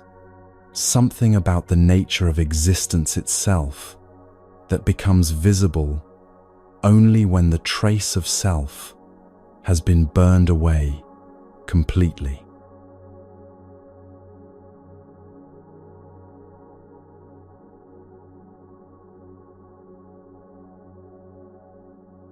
Stand at the base of a waterfall sometime and look up. Not a small waterfall, the kind that could be stepped across, the kind that fits inside a single glance. A large one, the kind whose top is so far above you that the water, falling from that height, does not appear to fall quickly at all. From a distance, it looks like a curtain, pale, slow-moving, almost still, as if the water were being lowered gently rather than falling freely. The distance compresses the speed into something that looks like patience, and the water comes down separated. What left the top as one continuous river arrives at the bottom as thousands of individual drops, broken apart by wind and air and the sheer distance of the fall, each drop tracing its own trajectory, each one briefly, completely, its own distinct thing. There is a monastery in Japan called Eiheiji. It sits in a forest in Fukui Prefecture, surrounded by cedar trees so tall and so old that the light reaching the ground has already passed through several centuries of canopy. The monastery was founded in the 13th century by Dogen, the same teacher whose words have run beneath so much of this journey. The same man who said ashes do not return to firewood. The same man who called one continuous mistake the ground of Zen. There is a small bridge at Eiheiji. It crosses a stream near the entrance to the monastery grounds. Visitors pass over it without necessarily knowing its name or its story. But the name is worth knowing. It is called Hankakukyo, the Half-Dipper Bridge. The name comes from Dogen's practice when he drew water from the river. He would lower the dipper into the current, fill it, and use what he needed. But he never used the whole dipper. Whatever water remained after he had taken what was necessary, he returned to the river. Not because water was scarce, not from any principle of conservation or economy, but because he felt himself to be in relationship with the water, not as a user of a resource, but as one part of the river temporarily holding another part of the river, and recognizing that the held part had somewhere it belonged. The water in the dipper had come from the river. The water in the dipper was still the river, briefly contained, and when the task was done, it went back. Not discarded, returned. There is a difference that matters enormously between those two words and what they carry. This practice was not performance. It was not a demonstration of spiritual sensitivity for the benefit of students watching. It was the natural expression of a man who had genuinely stopped feeling himself to be separate from the world he moved through. The water in the river and the water in the dipper were not two different things to him. They were one thing in two temporary arrangements, and the temporary arrangement of the dipper was simply that, temporary. It would end. The water would return. The bridge was named for this.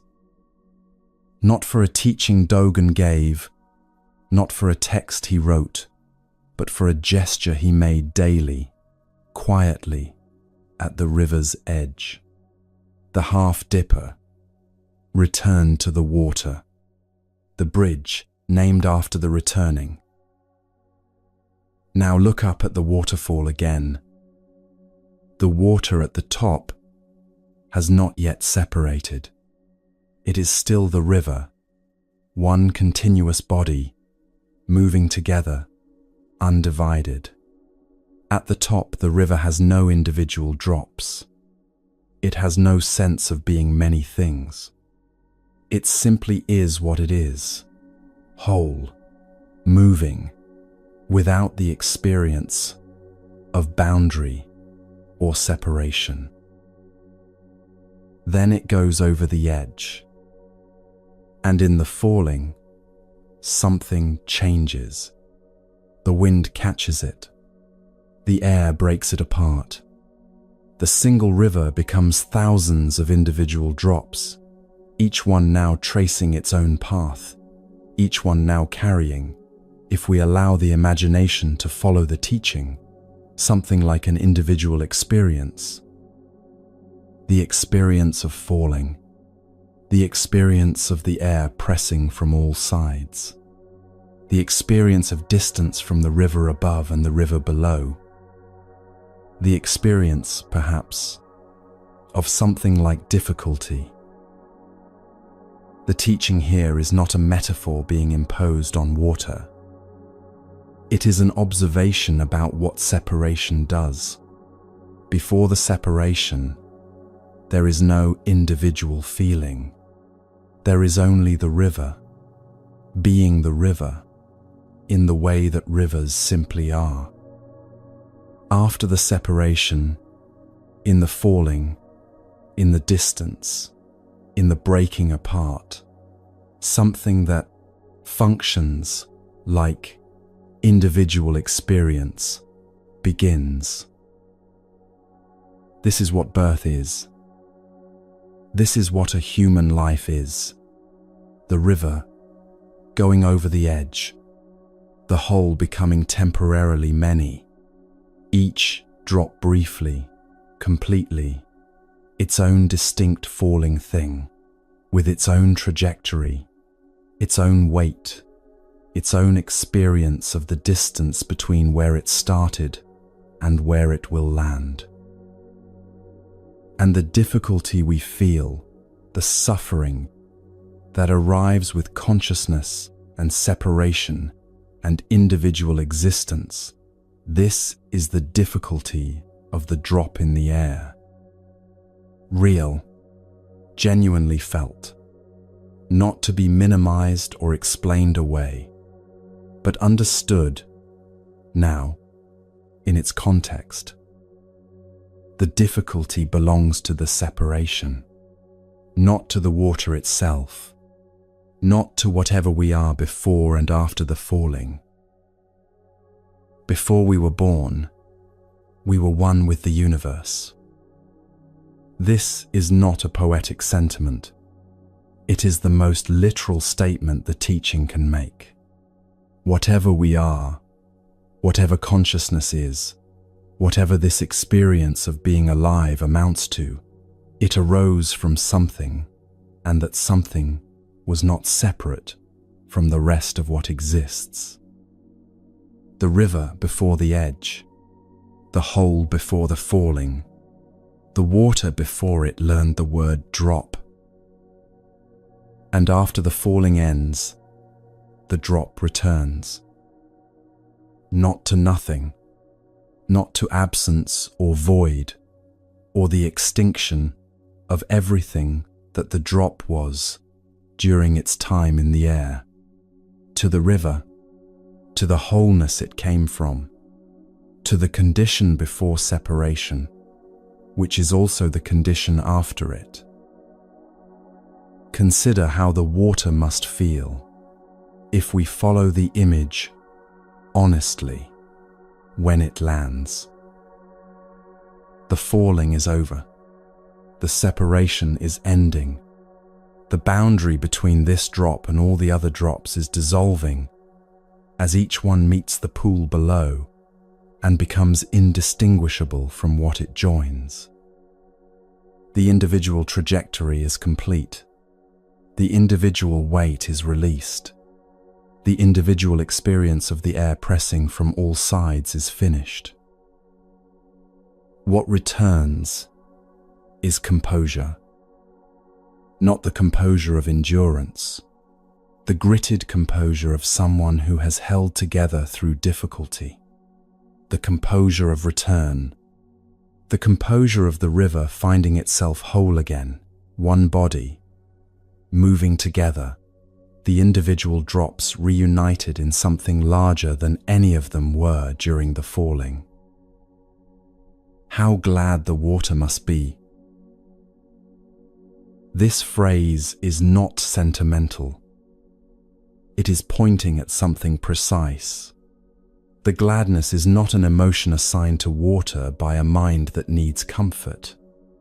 It is the recognition of what return actually is, the ending of the effort of separation, the release of the tension that individual existence requires, the composure that was always available and becomes fully available again when the falling is done. Life and death are the same thing.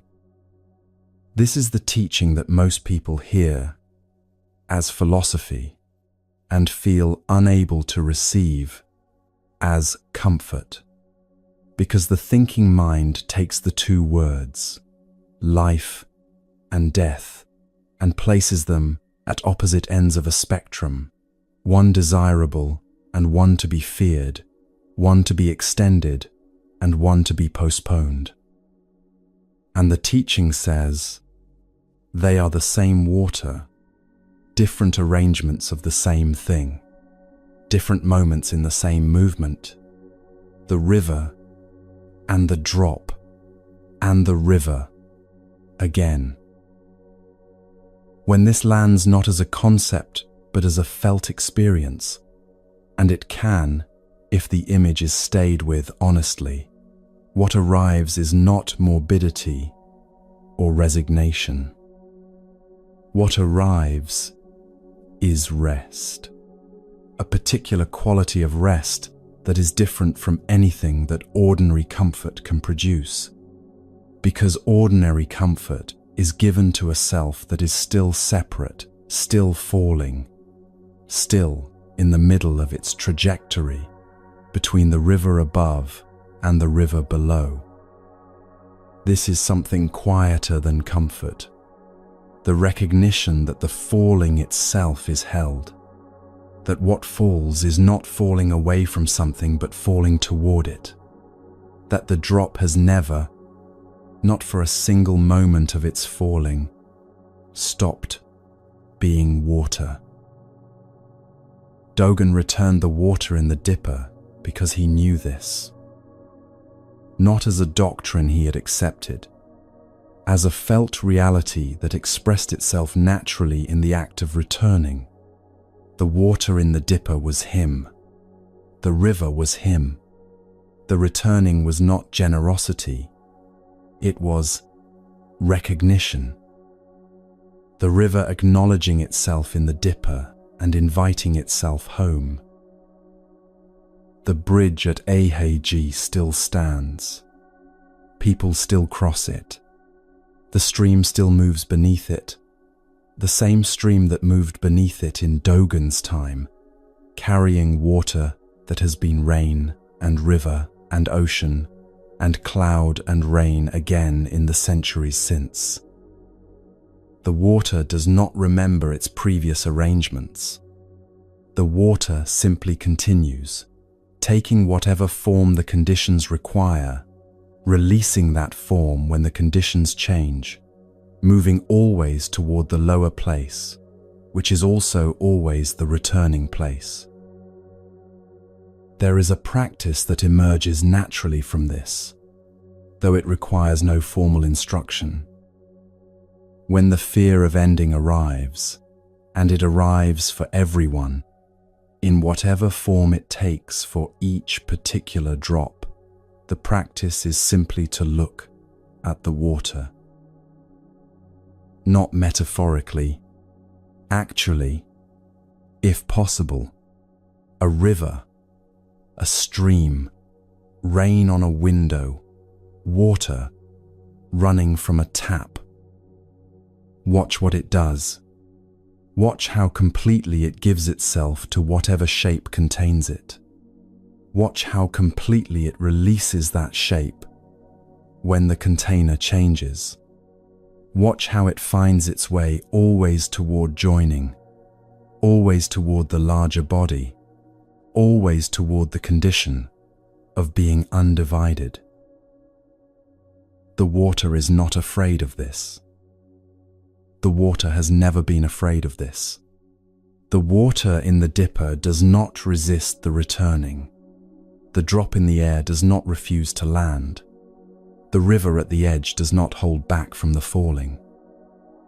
Each movement, each change of form, each apparent ending is also a beginning, not as consolation, but as structure, as the actual nature of what water is and does and always has been. We are the water.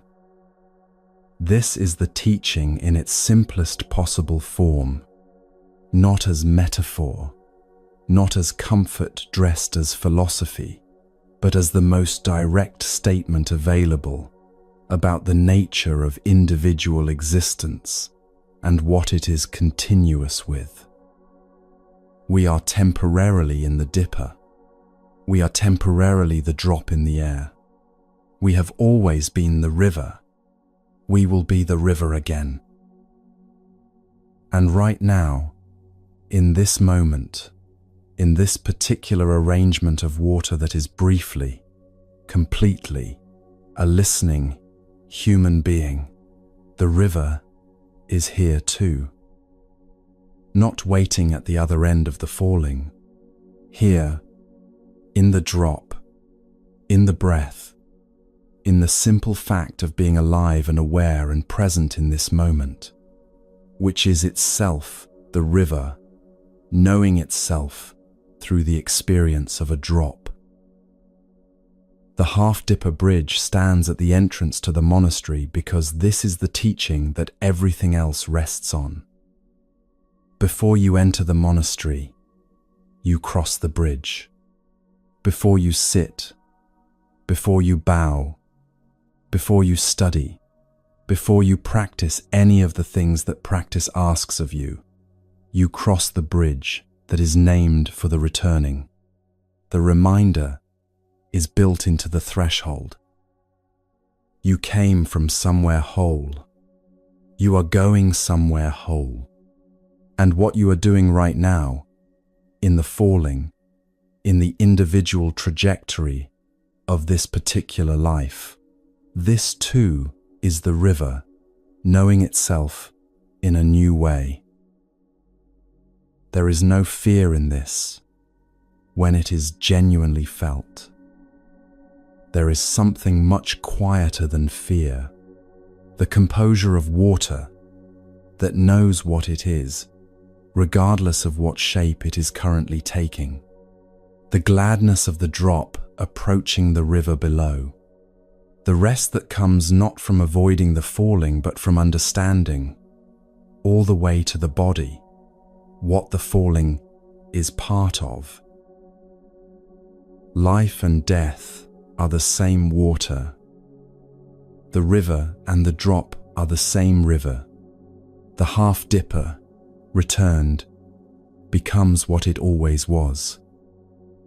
And what it always was is what you have always been, even now, even here, even in the middle of the falling, even before you knew there was a bridge named for the returning. The question that opens from here is the simplest one available. If the drop is already the river, if the separation is real but not final, if difficulty belongs to the falling and not to the water itself, then how should a drop live while it is falling? What does complete presence look like for a being that is briefly, entirely, its own distinct thing? The answer, it turns out, has been sitting by a pond this whole time, doing absolutely nothing special and not even knowing it.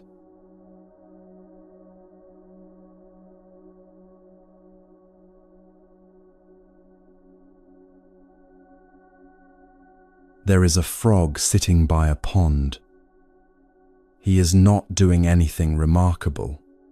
He is simply sitting, weight settled, eyes open, body still in the particular way that frog bodies are still, which is not the stillness of effort but the stillness of a creature that has never once questioned whether sitting is what it should be doing right now. He does not have a meditation timer. He does not have a cushion. He has not read anything about correct posture or the importance of keeping the spine straight or the value of returning attention to the breath when the mind wanders. He is simply here, at the edge of the pond, in the precise posture that centuries of Zen practitioners have spent enormous effort trying to achieve. And he has no idea. This is the thing that makes the frog so useful as a teaching. Not his posture, though the posture is genuinely remarkable when you look at it honestly. His complete absence of self-consciousness about the posture. The frog does not sit and then assess his sitting. He does not compare this session to yesterday's session. He does not wonder whether he is making progress or losing ground, or whether some other frog somewhere is sitting better than he is. He simply sits because he is a frog, and this is what frogs do, and there is no gap between the frog and the sitting, no space where a watcher has set up residence to monitor how the whole thing is going. When something interesting happens, a fly passes within range, he snaps at it, completely, with no division between the frog and the snapping. And then he is sitting again, the same frog, the same stillness, as if the snapping and the sitting are not two different modes, but simply two expressions of the same unfragmented being. This is Zazen, not the performance of Zazen, not the aspiration towards Zazen. Zazen itself, the actual thing, in its natural form, demonstrated without any awareness of the demonstration by a creature that has never heard the word and would not be impressed by it if he had. The teaching that this frog embodies has a precise formulation that is worth sitting with slowly. When you become you, zazen becomes zazen. Not when you practice long enough, you will become enlightened. Not when you correct your posture and quiet your mind and follow the instructions carefully, something will eventually click into place. When you become you, when the gap between the person and the action closes, when the watcher folds back into the living and stops standing apart to monitor whether the living is being done correctly, the frog is always you. This is the point the teaching will not let go of. When the frog is fully the frog, which the frog always is, because the frog has no mechanism for being anything other than fully the frog, everything the frog does is an expression of its complete nature. The sitting and the snapping and the returning to stillness are all equally the frog. There is no hierarchy. There is no moment when the frog is more itself than in other moments. It is simply and entirely itself, all the time, without effort, without the concept of effort, without the concept of being without effort. Now bring this into the shape of a human life. The gap the frog does not have is the gap most people live inside constantly. The gap between what is happening and the self that is watching what is happening and deciding whether it meets the standard. The gap between the person eating and the watcher monitoring whether the eating is mindful enough. The gap between the person resting and the watcher calculating whether enough has been accomplished to justify the rest. The gap between the person sitting in meditation and the watcher evaluating the quality of the sitting and comparing it to some imagined ideal of what sitting should look like. This gap is not a character flaw. It is the gap that human consciousness creates by its very nature, the capacity to reflect, to evaluate, to stand back from immediate experience and observe it. This capacity is also what allows art and language and kindness and the accumulation of wisdom across generations. It is not the enemy, but when it runs without rest, when the watcher never stands down, when every moment of living is also a moment of being watched and assessed and found adequate or inadequate, that is the exhaustion the frog knows nothing about. The practice the Zen tradition points toward is not the elimination of the reflective capacity. It is the development of enough settledness that the watcher can occasionally rest, that the gap can occasionally close, that you can be, even briefly, as fully yourself as the frog is fully itself, not because you have achieved something the frog has not, but because you have stopped achieving, stopped monitoring the achieving, stopped assessing the quality of the stopping. Just this, just here, just the weight of the body and the movement of the breath and the particular quality of this moment, which has never existed before and will never exist again, and is, right now, complete. There is a different kind of naturalness that the teaching is pointing at here. Not the naturalness of doing whatever you feel like, of following every impulse without reflection, of using the concept of natural as permission to remain exactly as you are, without any effort toward anything. That is not what the frog demonstrates. The frog does not sit because sitting feels good in the moment. The frog sits because sitting is the expression of what the frog is. There is no deliberation. There is no alternative being weighed. There is simply the expression of nature meeting conditions, the frog, the pond, the particular afternoon, the fly that may or may not pass, and the expression is complete because nothing in it is withheld. Think of a seed. The seed does not deliberate about becoming a plant. It does not weigh the advantages and disadvantages of germination. It does not worry about whether it is the right kind of seed for this particular soil.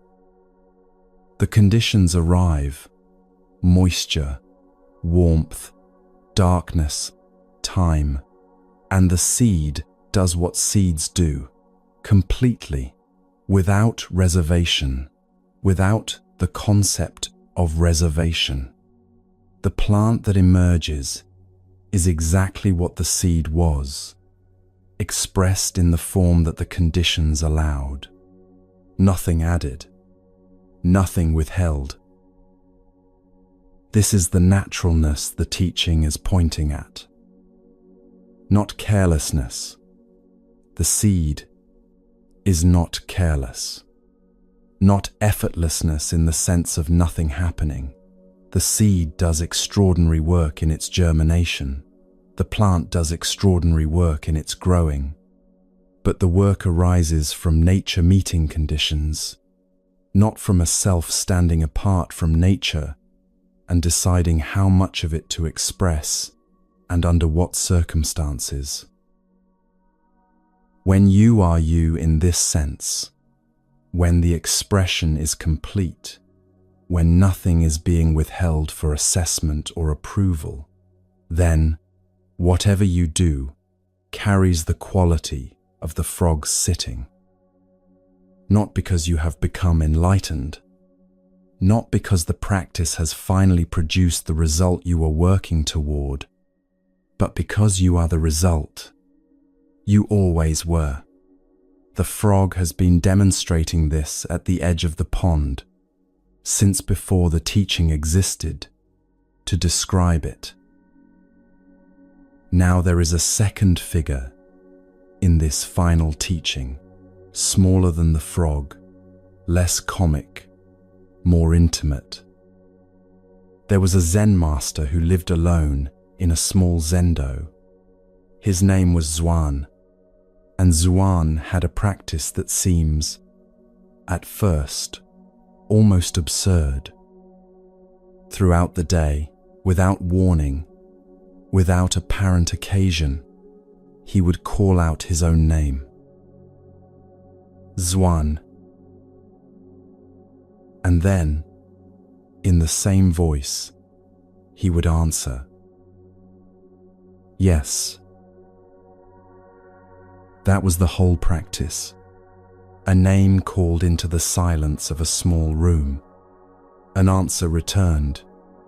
The one calling and the one answering the same person. Alone, with no audience and no purpose beyond the calling and the answering themselves. This practice had a specific function. Zhuan called his own name when he noticed he had drifted. Not drifted into sleep or distraction in any dramatic sense. Drifted from himself.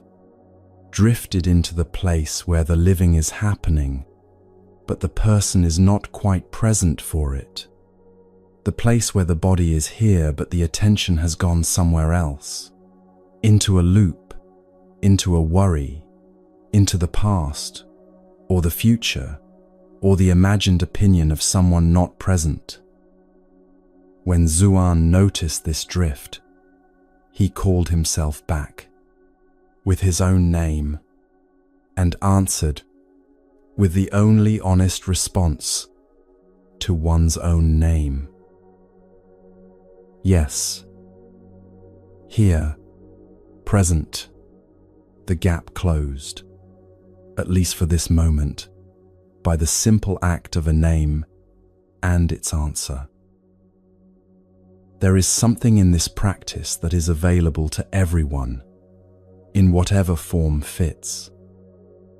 Not necessarily the calling of a name aloud in an empty room, though that is its own kind of effective, but the quality of return that the practice embodies, the recognition that presence is not a permanent achievement, but a recurring orientation, something returned to rather than arrived at, something practiced not once, but continuously, in the way that Dogen's vows are practiced, in the way that the fourth horse keeps running, in the way that the forehead keeps returning to the floor. Zhuan, yes, here, not patience. The teaching uses a different word, constancy. Patience implies endurance, the gritting of teeth, the waiting out of something difficult, the white-knuckled maintenance of composure until conditions improve. Patience is still hoping for a different moment than this one. Patience looks at the present moment and says, I will tolerate this until something better arrives. Constancy is different in its entire orientation. Constancy does not wait for better conditions. Constancy is the quality of returning again and again to what is actually here, without the verdict on what is here, without the assessment of whether what is here is adequate, without the comparison to what was here yesterday or what might be here tomorrow. Constancy is Zhuan calling his own name in the small room and meaning it every time, not because the small room has become a better room, because the small room is the room, and Zhuan is in it, and yes is the only true answer to that fact. This is what the frog has. Not patience with the pond, constancy with the pond, complete, unconditional, unevaluated presence with the pond, with the afternoon, with the fly that comes or does not come, with the stillness that is not performed but simply is.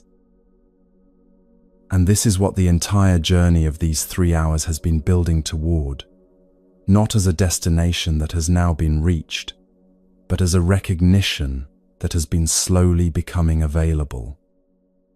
The beginner's mind that keeps the door open, the breath that crosses the boundary between inside and outside, the meadow that holds the sheep without a fence, the weeds pressed into the soil near the root, the fourth horse running all the way to the marrow, the callus built by 10,000 mornings of return, the railway track, same width, through every kind of terrain, the bonfire that burns without smoke, the drop that was always the river, all of it, every teaching, every image, every story, pointing here.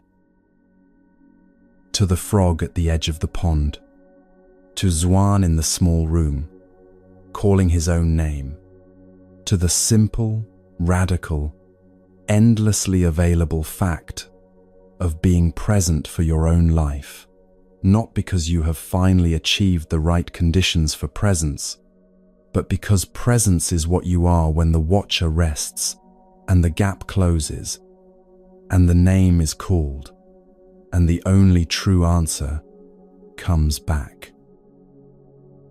Yes. What does this look like in the life you are actually living? Not in a monastery, not in extraordinary circumstances, in the ordinary texture of days that are mostly unremarkable and sometimes difficult and occasionally, briefly, luminous in a way that the thinking mind is too busy to notice. It looks like this. You are doing something ordinary, washing a cup, walking from one room to another, sitting in a car waiting for something, lying in bed in the particular darkness before sleep arrives. And for a moment, not a dramatic moment, not a moment marked by anything external, the watcher steps back. The assessment stops. The comparison to yesterday and the calculation about tomorrow and the monitoring of whether this is going well enough, all of it, just for this moment, simply stops. And there is just the cup, just the walking, just the darkness before sleep, just this. Complete, sufficient, requiring nothing added to it and nothing removed from it to be exactly what it is. This is what the frog knows. This is what Zuan kept calling himself back to. This is what the teaching means when it says nothing special, because what is being pointed at is so completely ordinary, so entirely available, so utterly without requirement or prerequisite that the word special would only mislead. Nothing special, which is, it turns out, everything. The frog is still there, at the edge of the pond, still sitting in his perfect, unremarkable posture, still completely, entirely, without any awareness of the fact, himself. He will be there tomorrow. He will be there the day after, not because he is committed to the practice of being there, because he is the frog, and this is the pond, and the afternoon is this afternoon, and there is nothing else required. You are the frog, not as a metaphor, as a reminder of what is already true about you when the watcher rests, when the assessment stops, when the name is called, and the only answer is the honest one. Yes. Here. This. Exactly this. Nothing added. Nothing missing. The pond and the frog and the afternoon, and the absolute sufficiency of what already is.